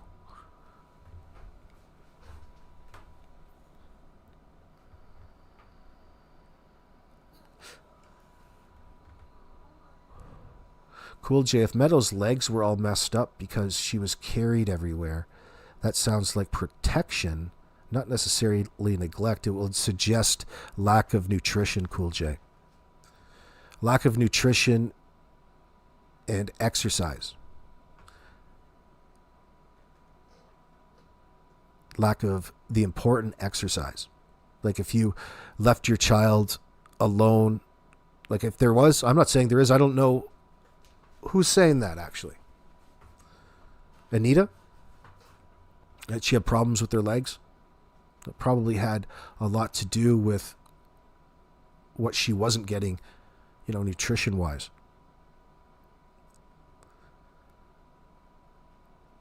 Meadow had rickets from malnutrition. There you go, Juno. So you're saying, I don't know if I can verify. This is coming from Anita. I'll take her at her word then. Rickets. Rickets. Holy shit. It would, if it was out of control, it would be stunting. Yeah, I would expect it would be a challenge.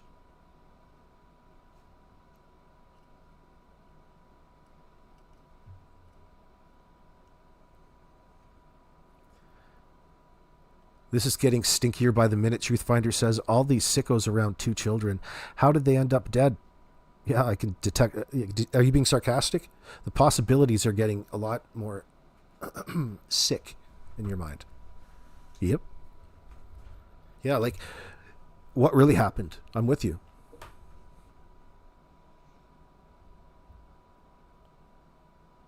The more that we learn about the scenario, the risk factor just keeps establishing a new all-time high.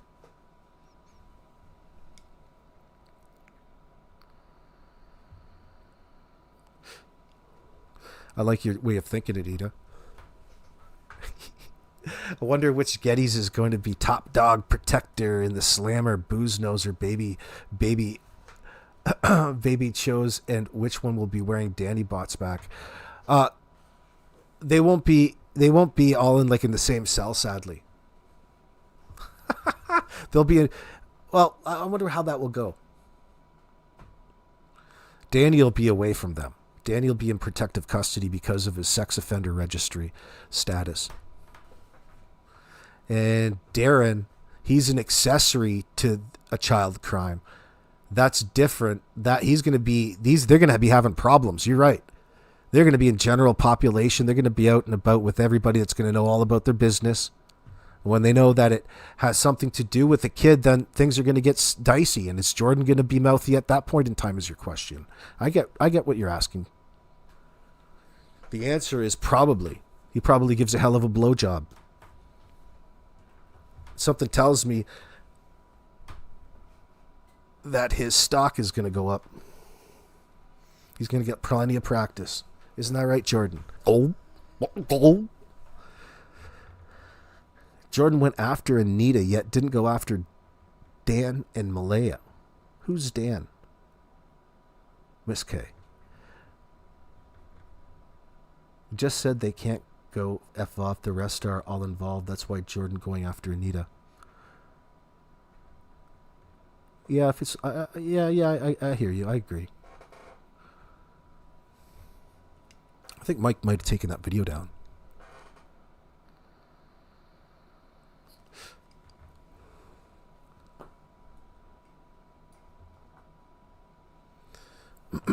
Oh, Patricia Greer. He's going to be protected. He's going to be protected but not protected. DM shouldn't be protected. Let him get his payback. Well, he's going to be in there with all kinds of other sex offenders. He's going to be around birds of a feather in there. Probably going to learn a lot. He's going to be pretty popular on the inside with other individuals. What are you in for? Oh, slapping my old lady.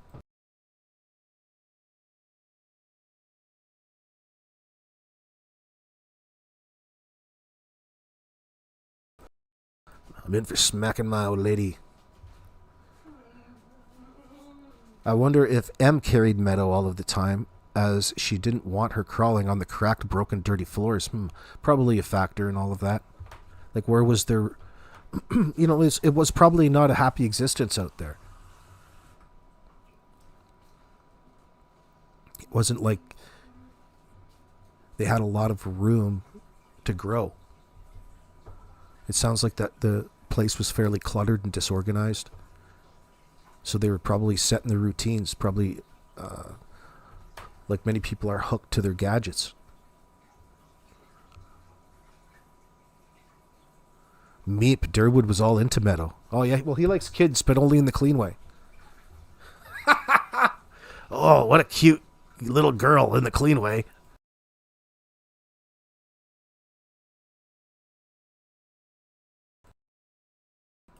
Talk about giving yourself away, dirty Derwood. Derwood was all into Meadow, Meep says. I don't think the children vanished. Their remains might have been hidden or buried. Floated out to sea. One thing's for sure. A lot of people holding secrets. A lot of people are involved at this point in time. Yeah. I'm with you there, Jody Hines, 30076.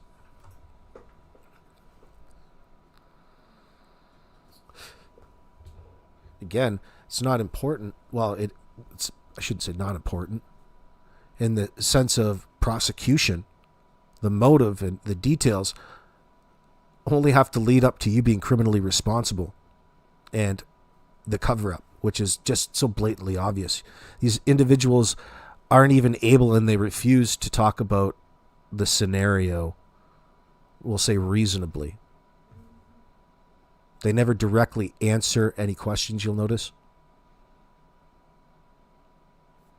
Specifically answer, they specifically add more detail at times to make it look like they're answering the question. Oh, yeah, the kids aren't dead here and buried on this property.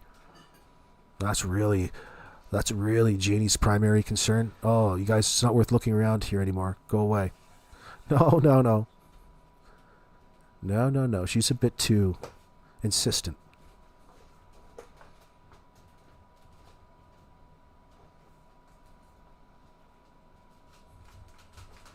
Hold on.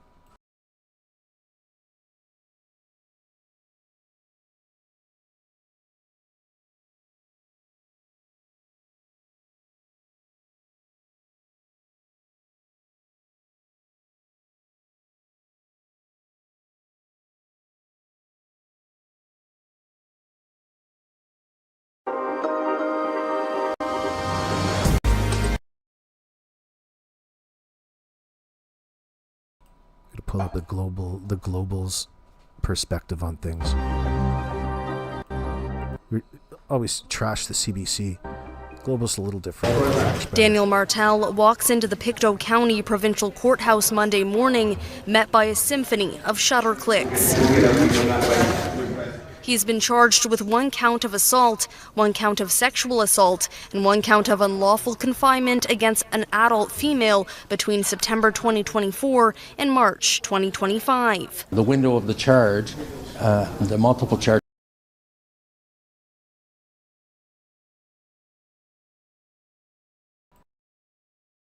Did you see that, how they walked out together here? Watch this. Look at this. Oh, there's my honey. There's my man. There's your new girl, Danny. Oh, some cousin love there.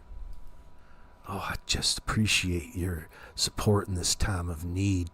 Just what you've always wanted, some rando cousin. No, they're not random cousin. They're lovers.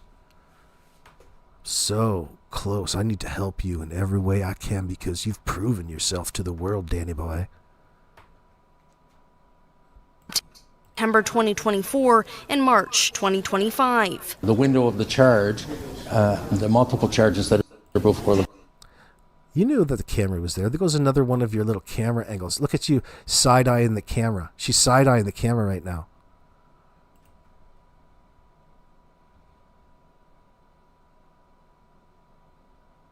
Remember when she did that on Global's camera out at Kent's party in the front of the RCMP in the parking lot? Window of the charge, the multiple charges that are before the court are beyond 12 months. I would proceed by indictment based upon the time frame of the charges because there is... Immediately missed him, leaving the courtroom immediately. So there's somebody's talking to him. I'm assuming that's going to be the reporter that you yelled at. Imagine that, it's a woman. Yelling at another chick. Oh, I guess that she's in front of your new girl. Yeah. What a nasty old beached whale.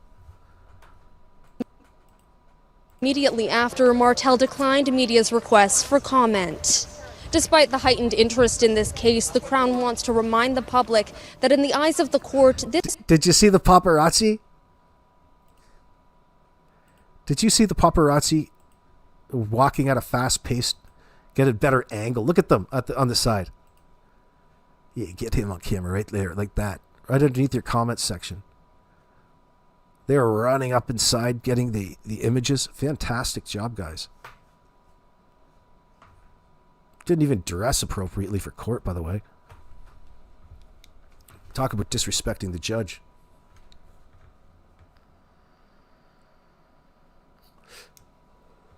It's really surprising to me that even Logan would need such a thick, heavy vest on. She's packing a lot of blubber. She's packing a lot of what would otherwise be known as insulation from the cold.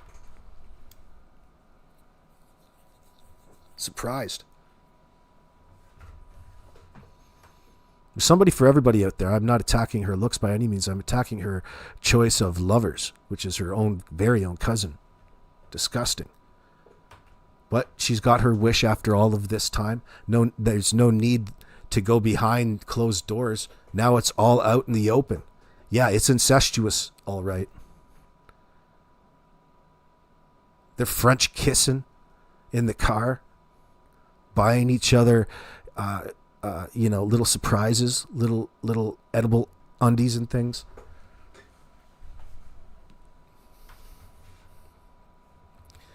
Marky H055 says, I can't wait for Daniel to get his prison name. What do you think it's going to be, Pookie? Wonder if it will be Gemma Fuckbucket. That's so nasty. So nasty. Why do you have to do that? It will have some sort of bizarro cum reference. That's disgusting. Oh, stay away from that. You don't have to turn, although that would be probably his natural progression, is just to, become a homosexual, a flaming homo in prison. He is an opportunist. He'll probably become the biggest ass pirate in the place.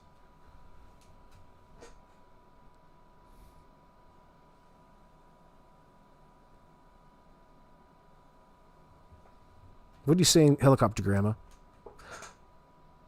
When the cadaver dog showed up, the DM wanted at the beginning, and then when they showed up, he told the reporter that he knew 100% they weren't going to find him in the woods. Yeah, he isn't really doing a lot of nothing. He's saying a lot of nothing, isn't he? Major avoidance going on. So much deception in the language of Daniel throughout this entirety. To remind the public that in the eyes of the court, this matter is separate from that of missing children, Lilly and Jack Sullivan, and as such, the victim's identity must be protected. And that violation of a publication ban can be the subject of police investigation and or charges. Tread carefully. Martell. That means you, Jordan. That's going to be tough for you. Is currently in the process of retaining counsel. His next day in court will be March 30th. Ella MacDonald, Global News, Pictou, Nova Scotia. That's 2 weeks away.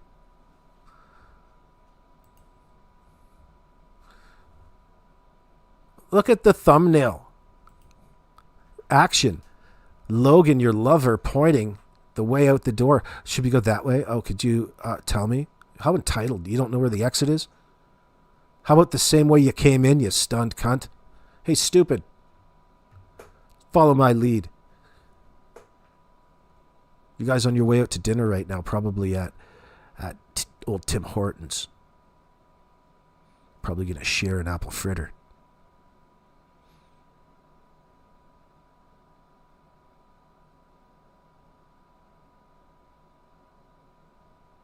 He's deviant, you think? Just a clapping seal? Where's that clip? Come on, let's see you.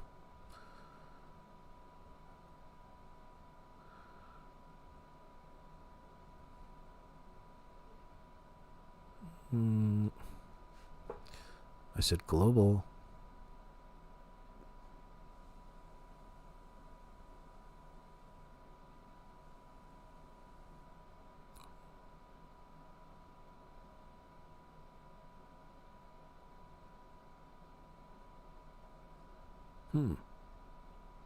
hiding from me, I guess. This is a better keyword. Logan. Logan's other cameo. Put that in as a keyword. I'm not sure if it'll recognize it.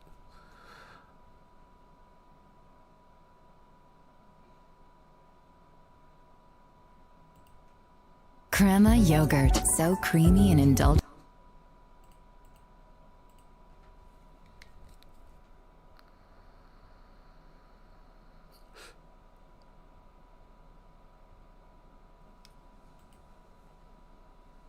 Documents in Lilly and Jack Sullivan's missing persons case are raising questions about the relationship between the children's mother, Malaya Brooks Murray, and stepfather Daniel Martel. Filed to support search warrant applications for the case, the documents lay out Brooks Murray's and Martel's responses to investigators' questions. When asked if Martel was ever physically abusive in their relationship, Brooks Murray said he would, quote, try to block her, hold her down, and once pushed her. She said he would also take her phone from her when she tried to call her mom, which would sometimes be physical and hurt.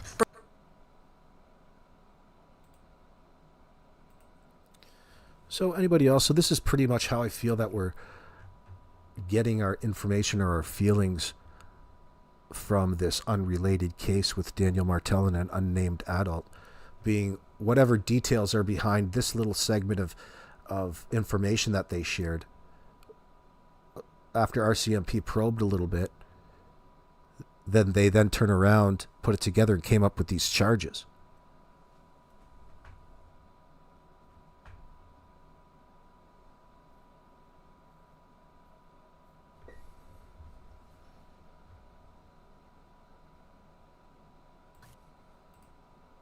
And hurt. Brooks Murray declined Global News' request for comment. Have you ever tried to block Malaya, hold her down, or push her? No, all those allegations are false.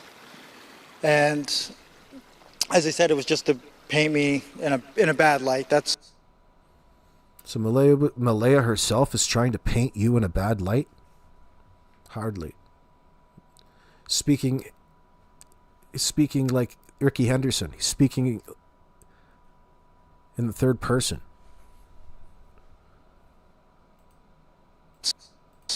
basically why there's all of those allegations of abuse came out. I never have physically abused Malaya. Martel says he approved of these redactions being lifted, adding not much has... What a delusional fool. He's approved of them being redacted. I approve of this.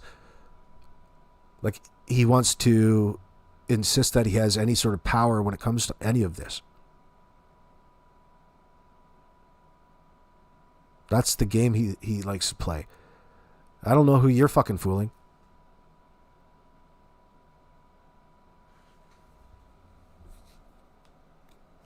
Changed when it comes to his public reputation. I've been, trying to keep the public up to date as much as possible. My image hasn't changed at all. It was always Daniel's evil, Daniel's a monster, and with that painted narrative, the public automatically will just jump to the belief of guilt. He says he provided his DNA to run forensics on Lily's blanket, which was found in the woods by family members on May 2nd. They didn't need a warrant to have my DNA, so I was willing to do it. I watched them sign on the consent form, no criminal involvement in the case of Lilly and Jack.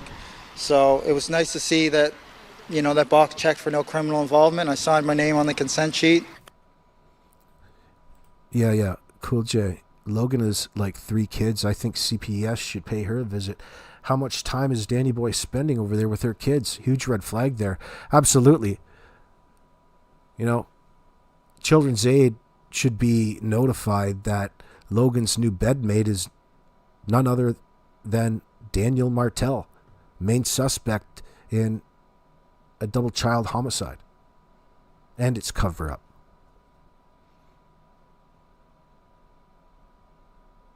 I have to open a new file on you, boy. Another new file.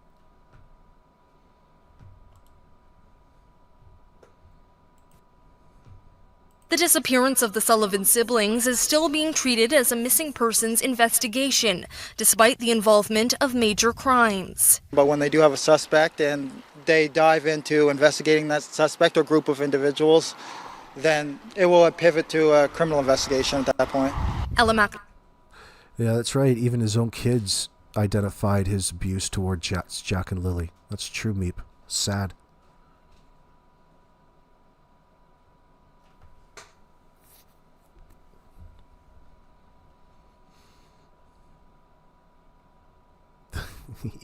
Bonzi.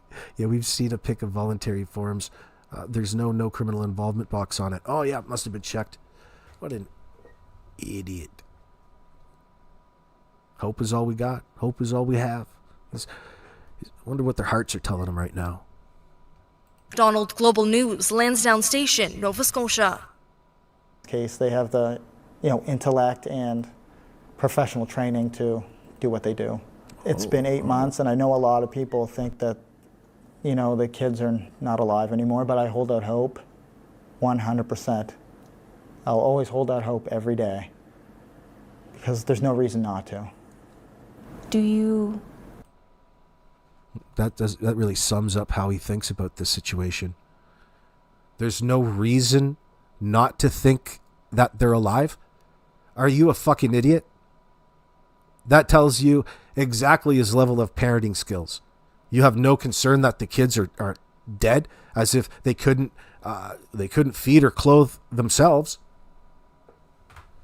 But you're hope is all you got? That makes no sense. That's just avoiding wanting to talk about what really happened to Jack and Lilly. You've closed it up for her, saying that hope is all you've got. And you're hoping, and you're always going to hope that those kids are alive somewhere, as though this is just a normal thing. He knows he's fucked Bonza Ozzy. I hear you. They're just looking to have a good time, right, Daniel? Says Sandra. Yeah, can you believe that? I can believe when that came out of his mouth.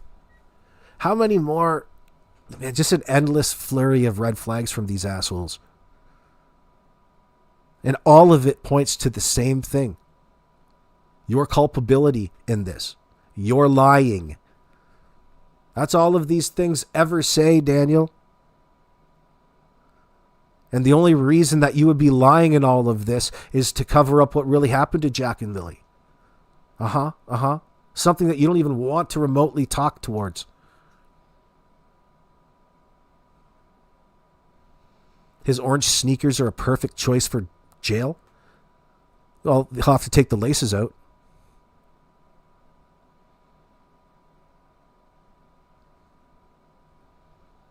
Truthfinder wishes that Meadow's in a foster care far, far away.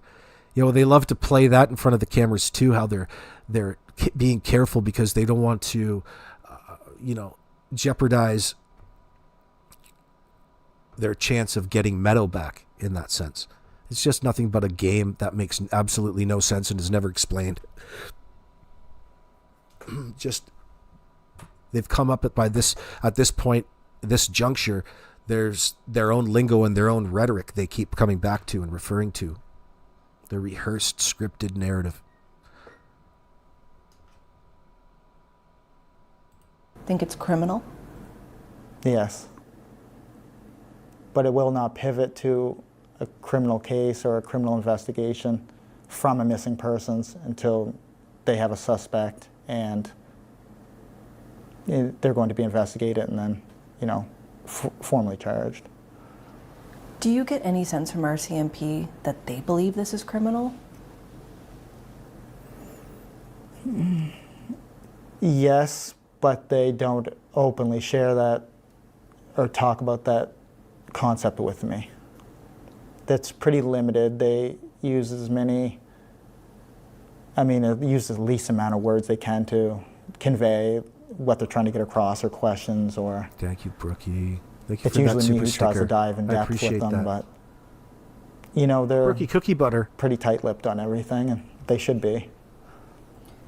How many times have they officially interviewed you? Formally interviewed. The very first one was about 4 hours, and since then, I'd say about maybe 5 times. I don't know the count exactly, but probably around 5 times. And when was the latest one? How does you not know the count exactly?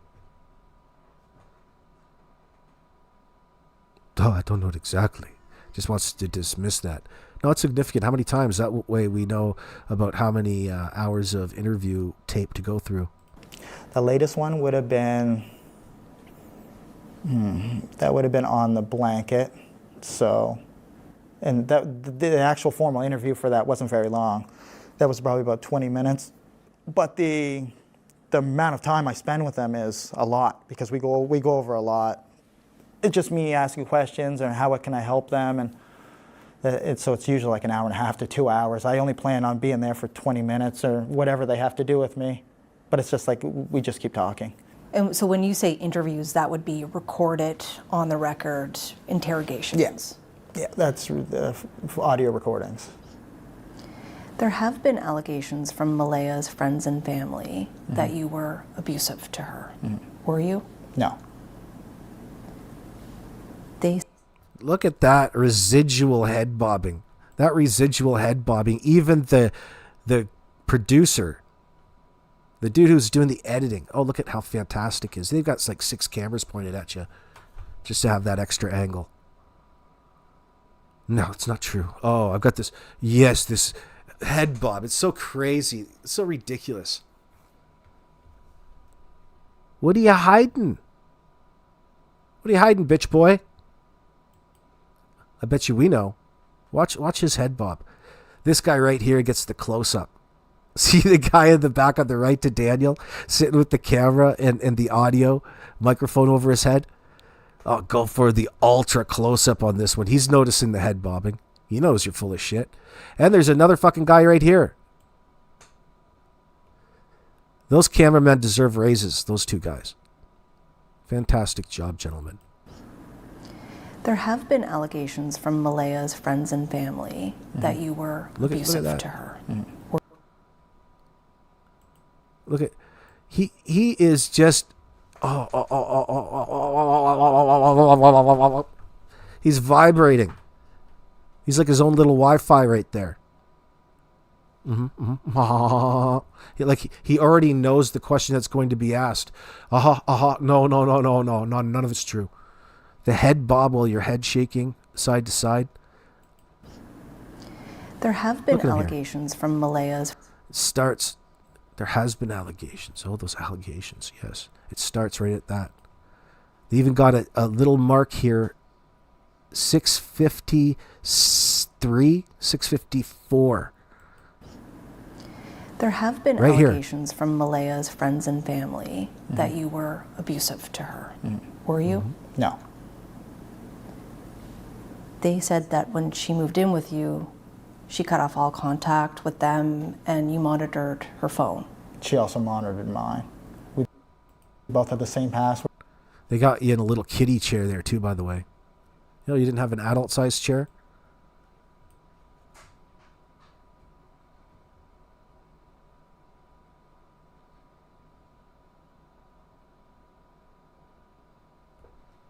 So how would you describe your relationship before the children went missing? Yes. I don't really want to talk on that because I don't really want to talk on too much to do with Malaya. Then what's the point then? What a little bitch.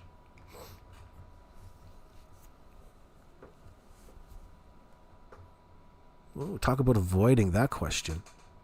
Oh, I don't want to talk about that. Well, why now? Why are you so hesitant now? Before you couldn't wait to throw all of the shade on her in front of the cameras. What's changed there, fruitcake? Much to do with Malaya. It's best that we don't. Okay. And so you mentioned that there were some accusations. It's best that we don't. For who? So, Mr. Dismissive here. Dismiss all of the relevant factors that come close to even penetrating your bullshit story. You can't do that with the cops. You can't do that with the popo.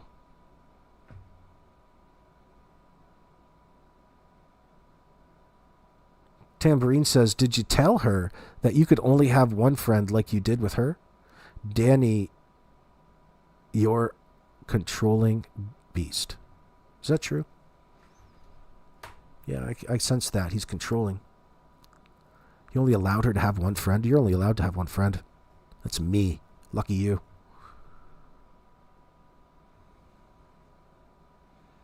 He's not even going to have a chance to be on Love After Lockup. He's never going to get out of prison.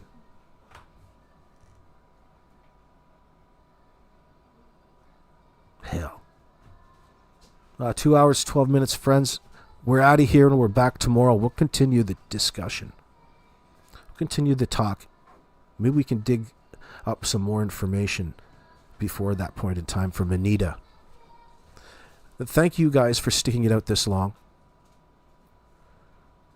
And justice is slow, but it's coming. Danny's not fooling anybody. Nobody's fooling anybody. But it's interesting to discuss just how far this conspiracy is allegedly going. Cindy, Hayden, beyond. Malaya has all kinds of individuals that are doing something unforgivable, in my opinion, on her behalf. We'll see you guys tomorrow. I'm going to leave you all with some of that J-Funk, the G-Funk.